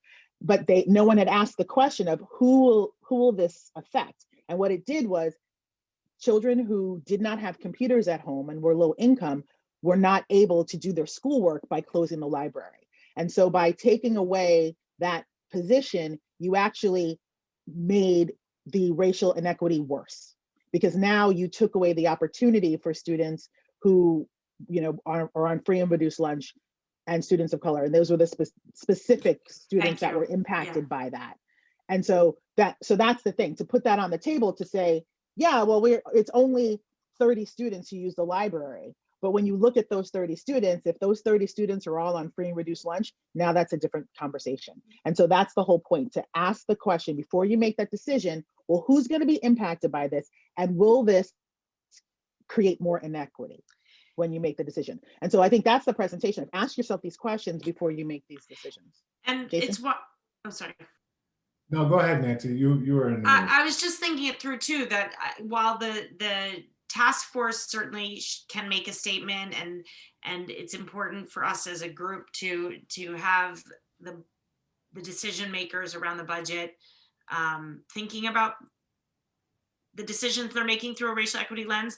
I do think that it's also it's important for everybody as individuals to also write a letter, because you're not functioning just as a task force, you're functioning as a citizen of this town. And when you're getting 10 individual letters, that's 10, it's input from 10 people, and that's hearing from 10 people as it's also and one body. So I think it's both and, because the statement you can make as an individual may be different than what we can say as a task force. Yeah, I think that's a good idea, Nancy. That just makes these things easier, right? Regardless if we do it as a task force, do one individually as well. Look, I want to play devil's advocate here just quickly to give us something to think about, because it sounds like asking somebody to take that into consideration could be impacting existing process, and that's what we just got kind of scolded for. I'm imagining there's already a process for making budget selections that may be defined in the town charter, that we may be, it just sounds like another one of those almost, where we're asking them to do something that is not a part of their existing process. So if it's Yeah. frame that, yeah, which that's what really was the problem with our last approach. And I don't know if it sounds like we're going down. Well, remember, we were also told really the problem was that we went straight to the police commission and not to the Board of Select. Really, what we were told was not even that we asked, but that we went right to, so we couldn't go right to the Board of Finance. That would be inappropriate. But Okay. I don't see why we couldn't make a statement to our Board of Selectmen. Well, the first stop of the budget is the Board of Selectmen. Brenda, I mean, really, yes, the first stop is Brenda because it's her budget that she presents then to the Board of Selectmen.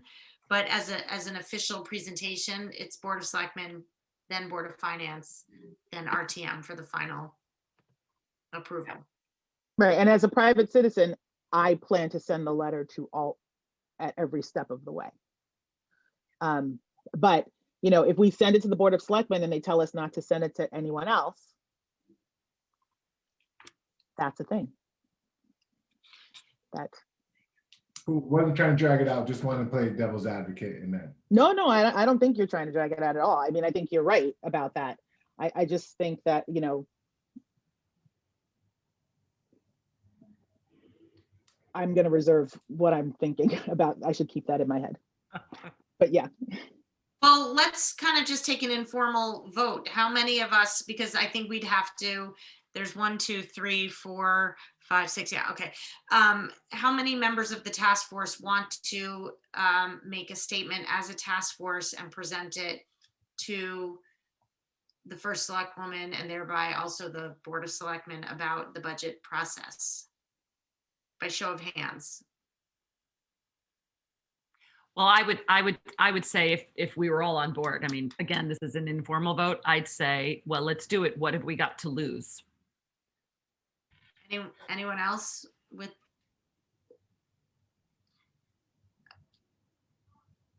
Oh, you're on mute. You know, I if we're sending it directly to Brenda, that's what she asked us to do. She asked us to go through her directly and not through anybody else. So I don't think that would actually be problematic because that is what she instructed us to do, to ask her directly. Right. So, you know, I feel funny about voting, but I would be in support of a group letter for that reason, Gina. But I would be against a group letter. I think we get the same message across doing it individually. And then if we need to second it with a group letter, then we could follow up with that. But I would say initially we could start individually. It maybe is worth getting individual thoughts in there. I think it does the same thing. Steve, and we could always ask if then we could send it to the next group. That could be part of, you know, if we don't send a collective letter, we could ask, can we send one to the Board of Finance? Can we send it to the? You know, and again, I'm there as a representative. I mean, there's a reason that we were thoughtful in terms of my position as a select person, and I am there as a representative in both ways. It goes in both directions. So remember that is, you know, I will have a seat at that table. All right, well, I'm not getting the sense that a special meeting is required for a group statement, so. If anybody, like I said, I just forwarded the letter I wrote personally already to Brenda about it. If anybody else wants to see the letter that I wrote so that you can collect your thoughts on what you could say, I'm happy to send it to you. Karen, would you be willing to resend it to the BOS group, just because then? Send it to everybody rather than. BOS at fairfieldct.org, just because then it becomes. Yep, I can do that too. Kathy, did you want to say something? I just want a copy of that letter from Karen. Oh, okay. Kathy, you might Molly need and to Andrew, type Molly in and Andrew, would you be interested in it? Molly McHugh and Andrew McInnes, would you be interested in also writing a letter? Absolutely. Or sharing it with your group? Because I know that you both have some investment in the Board of Ed budget, and so Karen, would you send that to Molly and Andrew? Thank you.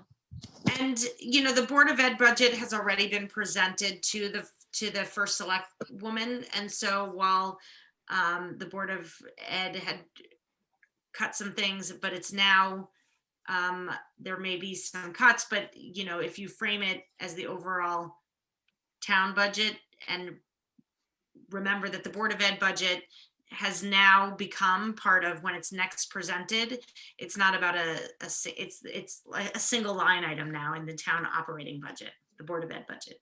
So just so people understand the nuance of it.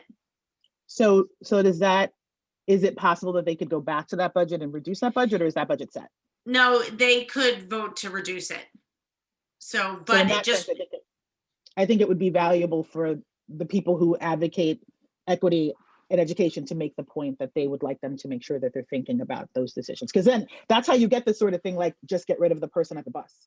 right, but just know that it's now presented as a single line item rather than the detailed. So when, let's say they put in a budget for $200 million, I'm making it up, $150 million. Our town operating budget is 320 approximately. 65% of that is Board of Ed historically. While there is a whole budget book and line items about how they've broken out their expenses on the Board of Ed side, it does come to the town side as a single line item, Board of Ed budget. So we won't be able to say on the Board of Selectmen, well, don't cut this program, don't cut this program.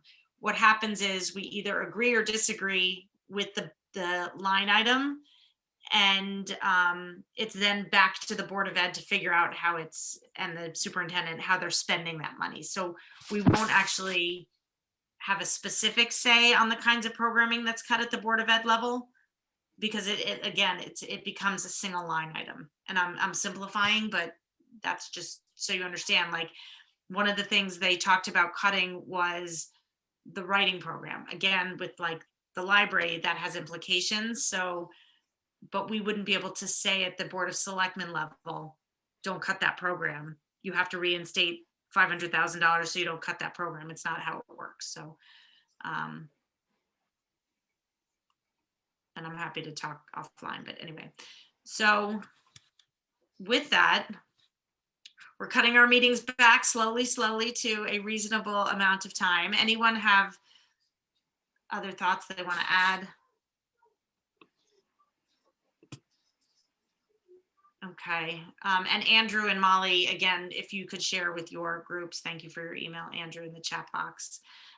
If anyone wants to write a letter, now is the time. By the time I did forward you what I wrote. Just make sure you do edit it and don't just forward it, because I reference being a member of the task force, et cetera, et cetera. So you want to edit what I did, not just cut and paste it.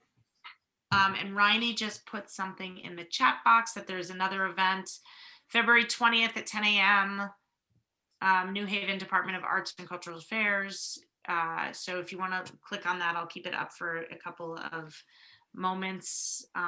Ryan, if perhaps you could grab that in your notes.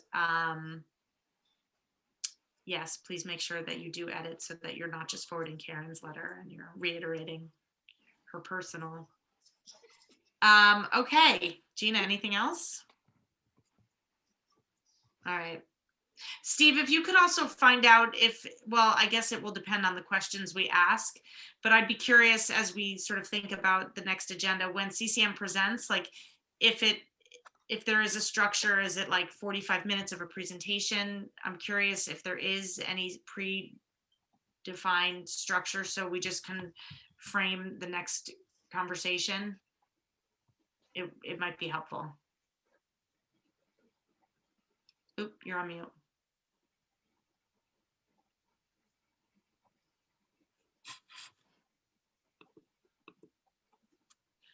All right, oh, there you go. Yeah, I just asked him for 30-minute presentation. You want me to ask for something else? No, I think that's good. I think it'll just help us frame, and if people come having read it and prepared with questions, then that's fine, because it gives us time hopefully that person will have time. And Jason, that might be helpful too, when you email Brenda, that it's about a 20-minute presentation followed by whatever questions and answers we have. Yeah, and we're going to start the meeting immediately with that, right? Like, yeah, normal agenda items, then get right into it. I just want to make sure that we prioritize that, and I'll let the Board of Selectmen know that. All right. With that, is there a motion to Do you adjourn? have the name of the person? Sorry. Do you have the name of the person who is meeting with us? Rick Porth. Maybe you could have it. P-O-R-T-H. What's that? Let Jason know that so he can put it in there in his letter. I got it, Steve. Yeah, And yeah. a reminder, Tamisha had suggested putting the Ccm Blueprint in your email. I think that's a good recommendation. Is there a motion to adjourn? Any is moving. Is there a second? Second. Steve seconds that. All in favor? Aye. Aye. Aye. All right, all. Thank you. I think we've got some more wind in the sails again. I'm feeling it. I'm feeling it. I hope you're all feeling it too. Good night, all. Woo! Good night.